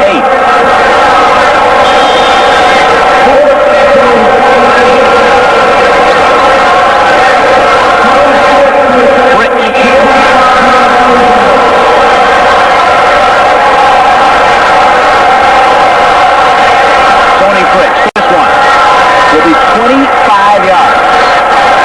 His 3rd of the day. 4th attempt. Can he make it? Looks good. Hit it. 25-yard field goal attempt. Tony Fritz takes his helmet off for us. You can see him. Houston takes the lead 16-3 with 13 since the showdown with the Los Angeles Express. That's what they want to have next Saturday. The kick from Houston to Arizona. No squib kick on the ground. I just think he never got a piece of that one, Jim. Corey. Call me anything you want. Mac Boatner was the man to grab that football. Runs it back to about the 32-yard line. Now Arizona has to get something going here. They're right. Houston possessed that ball in that last drive. 13 plays for 77 yards, eating at 7 minutes and 19 seconds on the clock. And they have the lead.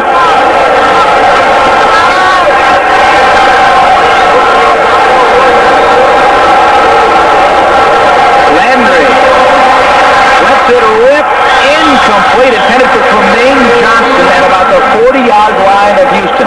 You know, George Allen coming into this game this week said, hey, we can move offensively against Houston. We've done it against all the great teams in the league, but they have not been able to do it successfully today. Houston's defense has really been tough. They did it against Houston the first time around, losing that ball game by 13 in the 4th quarter. But here today, they have not been able to do it. They made mistakes. They hurt them. They've been unproductive. Landry has not thrown the ball accurately at all throughout this ball game. 2nd and 10. That's Clark trying to find some room. Just a couple of yards to about the 43. Let's go down to the sideline. Jim Bergamo. Jimmy? All right, thank you very much, Corey. With me, Kit Lathrop. And Kit, you have to be pleased. Houston's moving, but you're denying them the end zone. Yeah, we got to do better, though. We got to take the scores to win. We got to put some points on the board. What's been your success? How come you've been able to keep them from scoring the touchdown? The DBs are playing a real good game, and our ends are getting good upfield pressure. All right. Houston averaging 34.5 points a game. Only been able to muster 16 today, but they still lead by 13 points. 3rd and 8. Big play, Landry.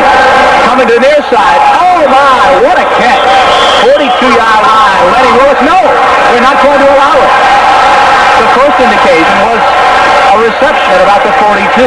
Arizona sideline upset. A little taunting from Andy Hawkins, number 59. The official behind the play, who could not actually see the football because of the body of Lenny Willis being stretched out, called it an incomplete pass. The official who had the best angle was marking the ball as a complete reception. I don't know whether he said he juggled the football and didn't have hold of it, or whether he said he was out of bounds.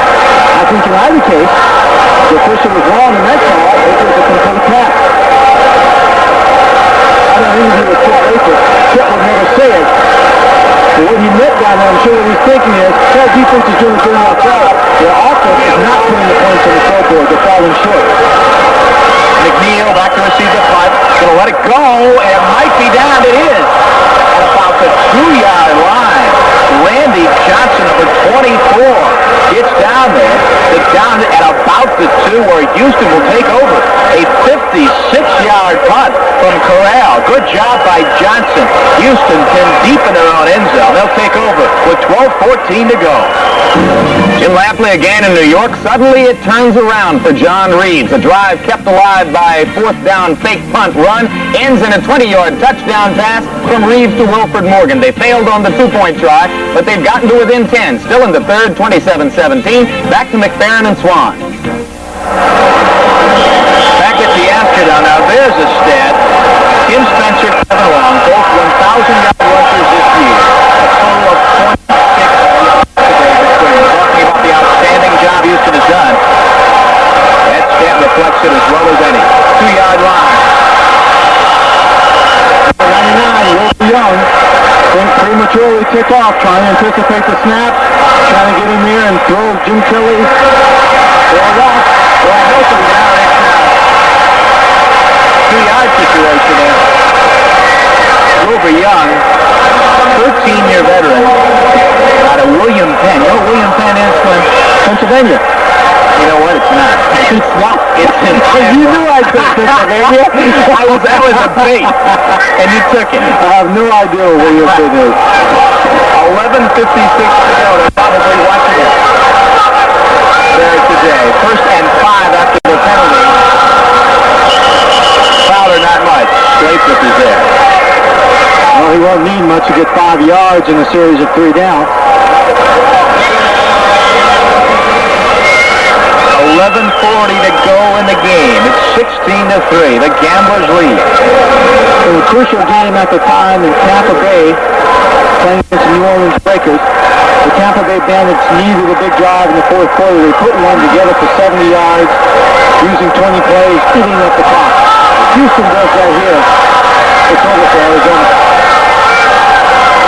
2nd and 2. Kelly will throw, and he's got McGee for the first time across the 20-yard line. McGee sprinting across the middle. Kelly hits him. Houston's out of the hole, and they got a first down. Well, Carl Allen and Lance Shields boxed him in on this 14-yard game. You watch him, he'll make the catch. He'll try and juke.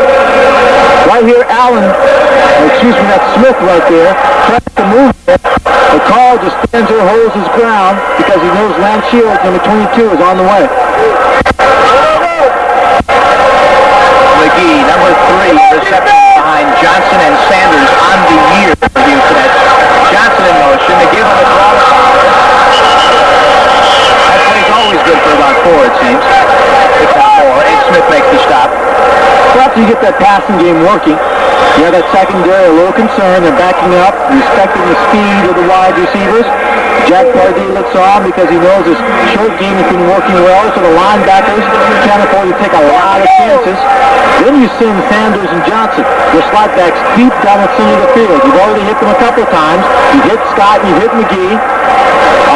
Who are the same person, Scott McGee. Then you send them out as decoys to get a ball foul. Let them keep running the football and run the clock out. 2nd and 6. Kelly. 30, where he's tackled at about the 33 by Ed Smith. You saw the graphic a minute ago. He's very close to the first down, incidentally. You saw the graphic a minute ago. It is a first down for Houston as Kelly again shows his versatility, using his head and his legs. Stowart Pardee is 3-0 against George Allen. Those games were an NFL exhibition game, NFL regular season game, and the game earlier this year in the USFL. George and Jack, as we mentioned earlier, go back a long way. The first connection in Los Angeles when Pardee was an outstanding linebacker. And George was the head coach after coming out from Chicago, where he was the defensive coordinator and personnel man for the Bears for several years. Fowler puts the head down. Well, they're just trying to grind this game down to its finish right now. Giving the ball to Fowler, letting him take on the burden right now, the workload. 2nd down, he picks up 5 yards on the play, bringing up a 2nd and 5. But more importantly, if he continues to have this kind of success running the football, The defensive team of Arizona has to gear their defense to stop the run. Again, that leaves wide open the short passing game. That's what made this offense so effective all year long. Johnson tried to deke a little bit, move a little bit, can't do anything. Bruce Eastland at the 58 is there to make the stop, loss of a couple. Well, folks, if I tell you that this is a big third down play, I'm only telling you what you already know. If Houston can get the ball just past the 44-yard line, they will have a first down, maintain possession. 7 minutes and 50 seconds on the clock in the fourth quarter. They lead by a score of 16-3. If Arizona can stop them, they might have a chance if they can score quickly once they take possession. Third down, 8. Good rush. Kelly gets it off, and Fowler drops the football. Well, Fowler fails at his attempt to become one of the Mouseketeers. He's already too tall. He weighs too much. He's not quite as fast, and he dropped an easy pass that time. A big break for the Wranglers. Their defense can stop him, and miscued by the Wranglers. Walters will put it off. Eddie Brown is back.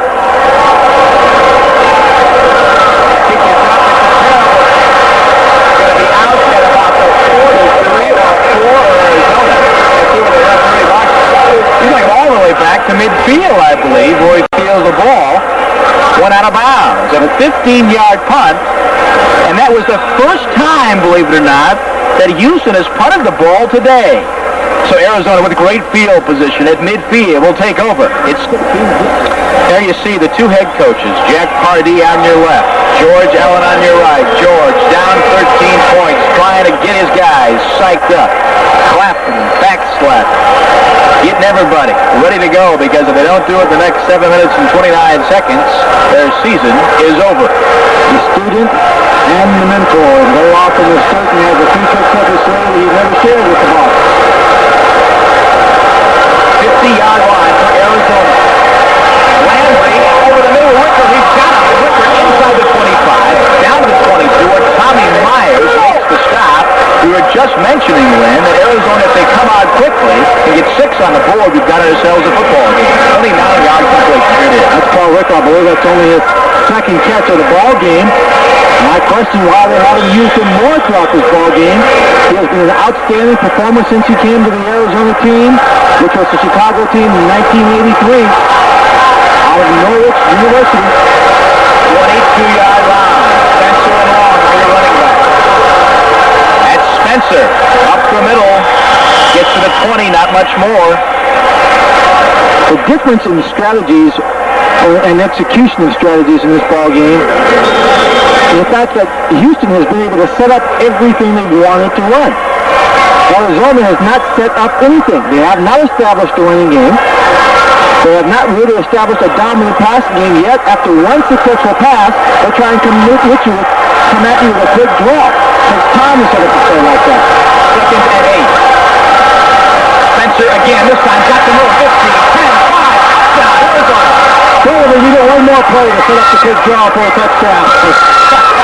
Well, I guess the last thing we expected was to see Spencer come back with the same player, just a quick draw up the middle. They're probably looking to pass all the way. A great play call by Greg Landry. Tim Spencer, 20 yards for the touchdown.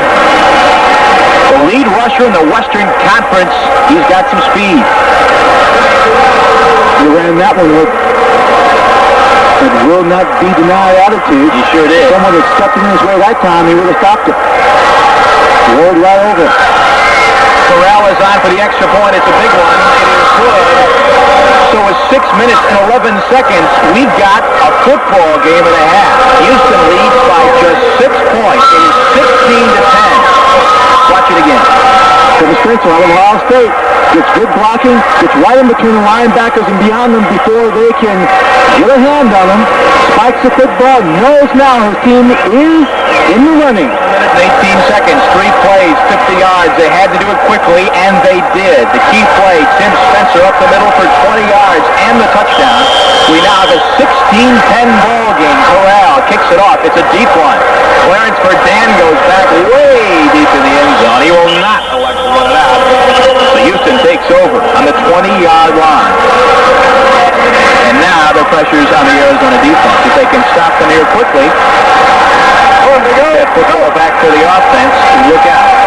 Jack Pardue, looking at his team, knows the importance of that last possession and that third down play in which Fowler dropped the pass that could have sustained that drive and prevented Arizona from taking over the possession. Then a poor punt that gave them the ball in midfield. 3 plays later, they scored. Now Jim Tully has to take control of his team, execute a long drive down the field, and get points. 20-yard line. Kelly, Fowler, this time he grabs it. 25, 30, where he puts up. He's down at the 32-yard line. Allen makes the stop. Let's hit the sideline. Jim Brigham. Well, Corey, with me, Tim Spencer, and Tim, you've got to feel awfully good that after an afternoon of frustration, 120-yard run, and you're right back in the ball.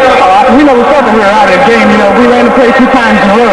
Second time, I was kind of leery about the call because they had stopped it, but it was a good call. What about the fact that you've been pretty shut down? You weren't long all day. Well, they've just been playing great. You got to give it to them, and we haven't really been coming off the ball.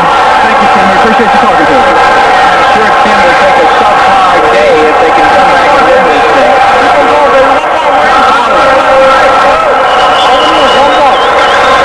Up to about the 35-yard line. The clock ticking. 5 minutes, 13 seconds to go.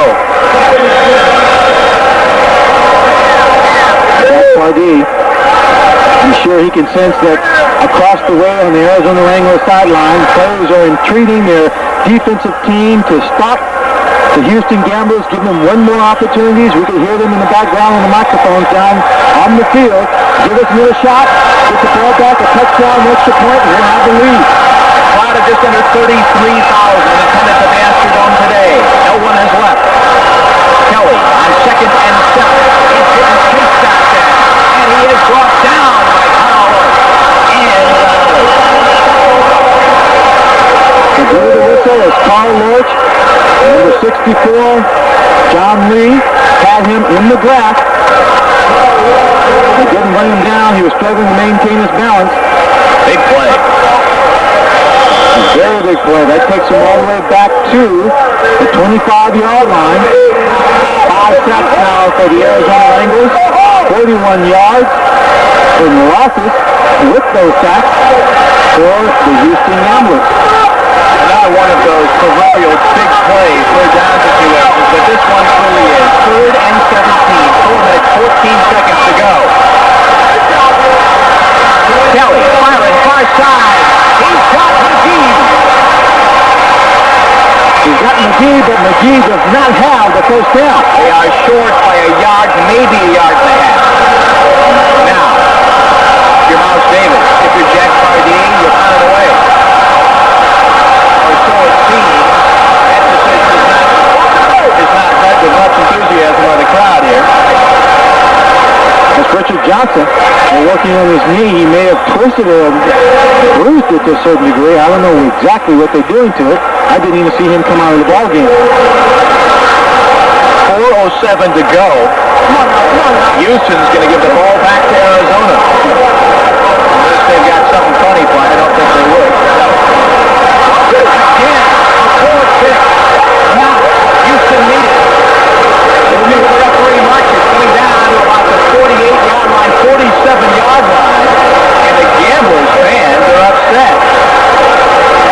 2 identical drives on the part of the Houston Gamblers, resulting in punts. Walters not getting good punt. You see there he's very upset with himself. No need for me to expound on it. That picture tells it all. And no one is going to be more typical of himself than that young man. He just says he knows he didn't get a good part of it. Darrell Walters. 15-yard kick, a few minutes ago, a 13-yard kick there. Arizona 30-yard line. Less than 4 minutes to go. Landry is sacked. Peyton Crosby out there. Well, Pete Payton, second leading sacker in the USFL, number 1 in his ball club, comes in to grab Landry by shoelaces. But he couldn't go anywhere. You see Fitzpatrick putting the pressure from one side, Payton grabbing him from the other. Isaiah Taylor coming on to the final punt. Fourth sack of the day for Houston. They drop Landry for a total of 30 yards. This place is electric. 2nd and 14. 3.5 to go. Houston leads 16-10.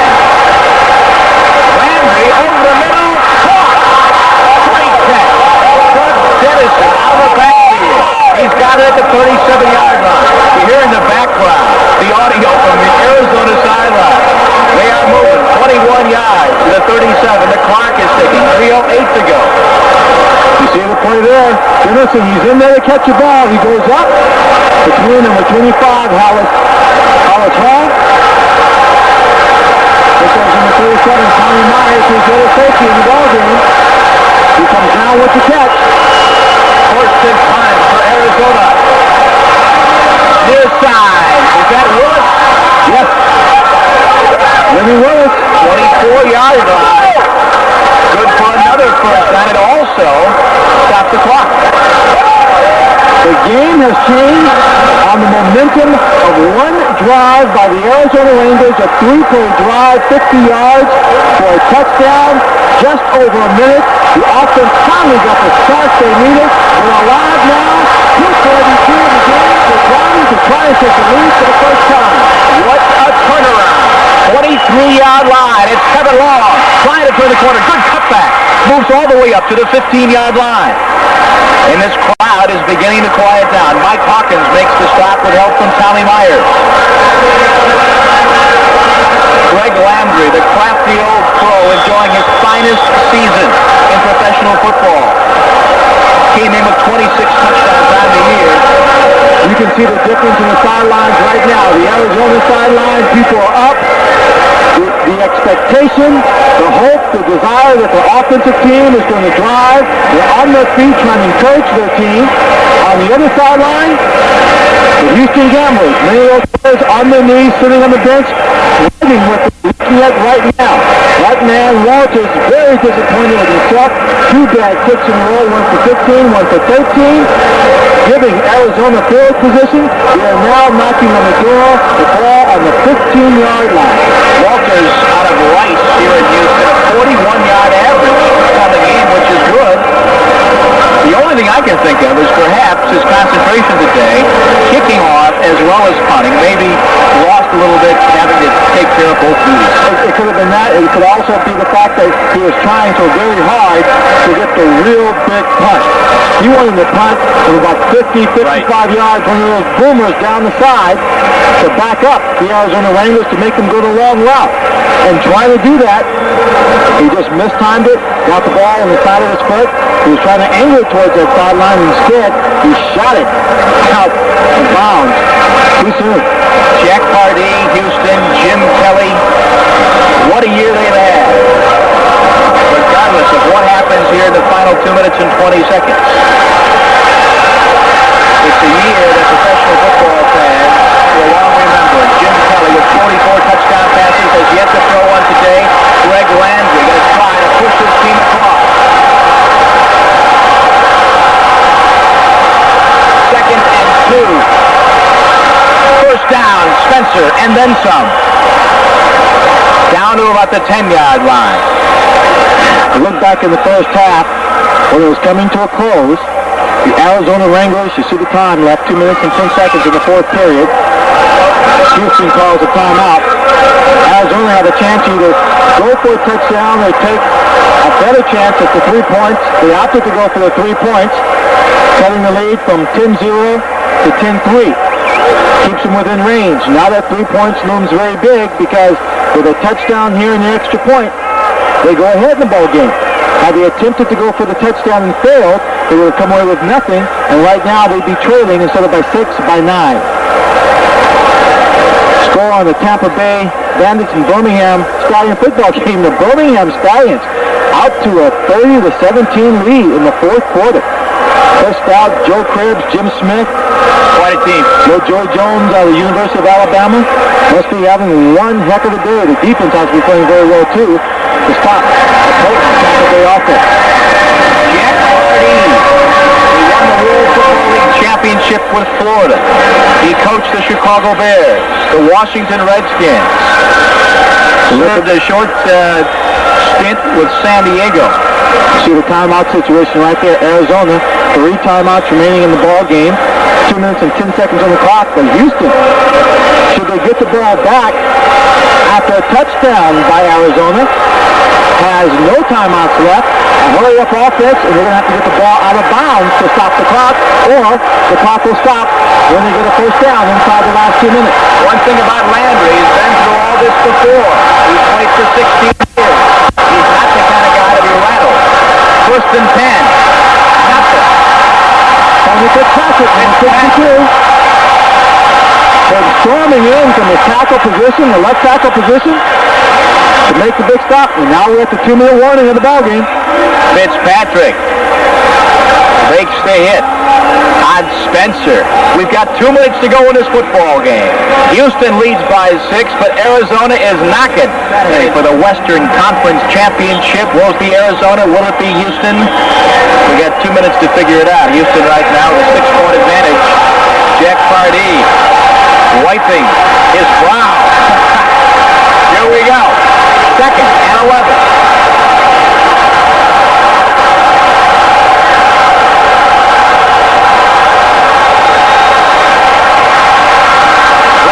Going to the end zone. Incomplete. Intended receiver, Lenny Willis. Covered by number 35, Mike Mitchell. Mike Mitchell was right there with him as he dove into the air. Lenny Willis came down on his hip. Look at the pressure here. Jose Taylor coming in from the outside. Lenny Willis going up, trying for the one-handed catch. He's just too far away from it. Starts towards the sideline. He's back in the huddle. And now Arizona will take one of its 3 remaining timeouts with 1 minute, 54 seconds on the clock to regroup, get a little rest, and then go after it one more time. They got 2 shots at it, Len. It's 3rd and 11. If they don't go this time, they'll do it on 4th down, I am sure.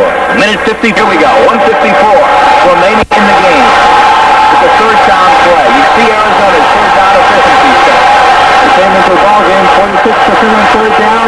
Houston holding its opponent to 35% on 3rd down situation. The Houston fans on their feet. That's Wicker in motion. Landry looking for the end zone. Touchdown, Arizona! Who scores it? Number 21, Doug Dennison. Doug Dennison, the touchdown. Sweeping across the middle. Landry hooks up the first touchdown pass of the afternoon. It comes at 1:49. The ball game now is all tied up at 16. The Arizona Wranglers en masse come down to greet Dennison in the end zone. You see it one more time. Landry gets a time. You see Dennison a crossing route. Everybody else is going to the left. Dennison came underneath to the right. He caught it. He puts it in one hand. He knows he's going in for the score.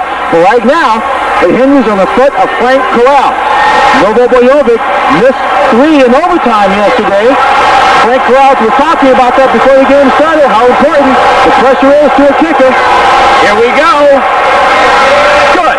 Extra point, a piece of cake. Arizona goes up 17-16. They've been struggling all game long. Suddenly, the offense untracked here late in the 4th quarter.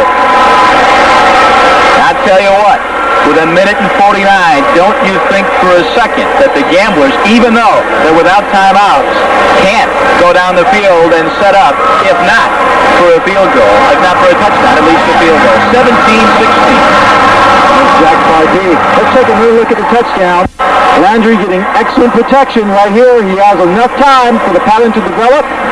No pressure. He gets it off. It wobbles, but it wobbles right into the arms of Doug. He and Clark have come on this ball game to really spark the offense of the Arizona Wranglers. He gets in for the catch and the touchdown. 1:49 left to go in the ball game. And it was amazing how this football team, the Arizona Wranglers, have played actually a very poor football game up until the last two series of plays and still be within striking range. Again, the defense of the Arizona Wranglers did an excellent job of holding the Houston Gamblers to 16 points so far in the ball game. 8 plays, 54-yard drive, took them 211. Dennison, 11 yards from Landry. The Wranglers, early in the year, written off, but they're back, winning 6 of the last 8, 4 of their last 4. Deep in the end zone, Verdun will not run it out. Houston will take over, 1st and 10 at the 20, with 1 minute and 49 seconds to go. Jim Kelly, who is not enjoying a particularly outstanding afternoon for him, talking to Mouse Davis on the sidelines. Mouse, the architect of this run-and-shoot offense. It's garnered so much publicity over the years, set so many records. Well, that's a pretty good day, actually, 20 for 29. But no touchdowns, which is unusual for him. I'm sure if they can somehow get it down here, Jim doesn't really care about those individual stats. He wants to keep playing some football. 63% passer, 44 touchdowns to his credit on the regular season.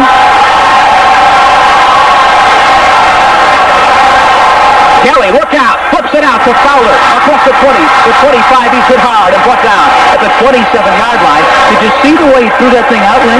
Well, he was under pressure. I think that was number 70, Kit Lathrop, and it was that came barreling in, had him.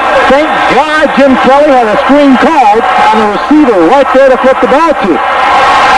The one advantage Houston has here, the whole offense is like a 2-minute offense. So there's nothing really new about this pressure situation trying to go somewhere. Across the 40, 1st down for Houston. And in the final 2 minutes of the ball game, the USFL will state the clock will stop while the chains are moved. The chains are now being set. 1:18 on the clock. The offense is set. They're ready to go. And the clock is moving. These fans are going crazy. 1:10 to go. Kelly, pass. Is it caught? Yes. Yes. They're going to give it to him. Scott McGee, number 88. Jim Kelly rolled out of the pocket. On the way, he had pressure. Just tossed that arm back and fired the bullet to number 88. The long receiver from Eastern Illinois. On the run. Look at the velocity on that catch. He just gets it in there. You see McGee gets his hands underneath the football. It's a clean catch. 1st down. 38-yard line, 54 seconds, 53 seconds. Kelly going to put it up again. He's going long, overthrown. That was McGee again, trying to loft it out and have McGee run under it. But a 25-yard pass didn't work, stops the clock. 48 seconds to go.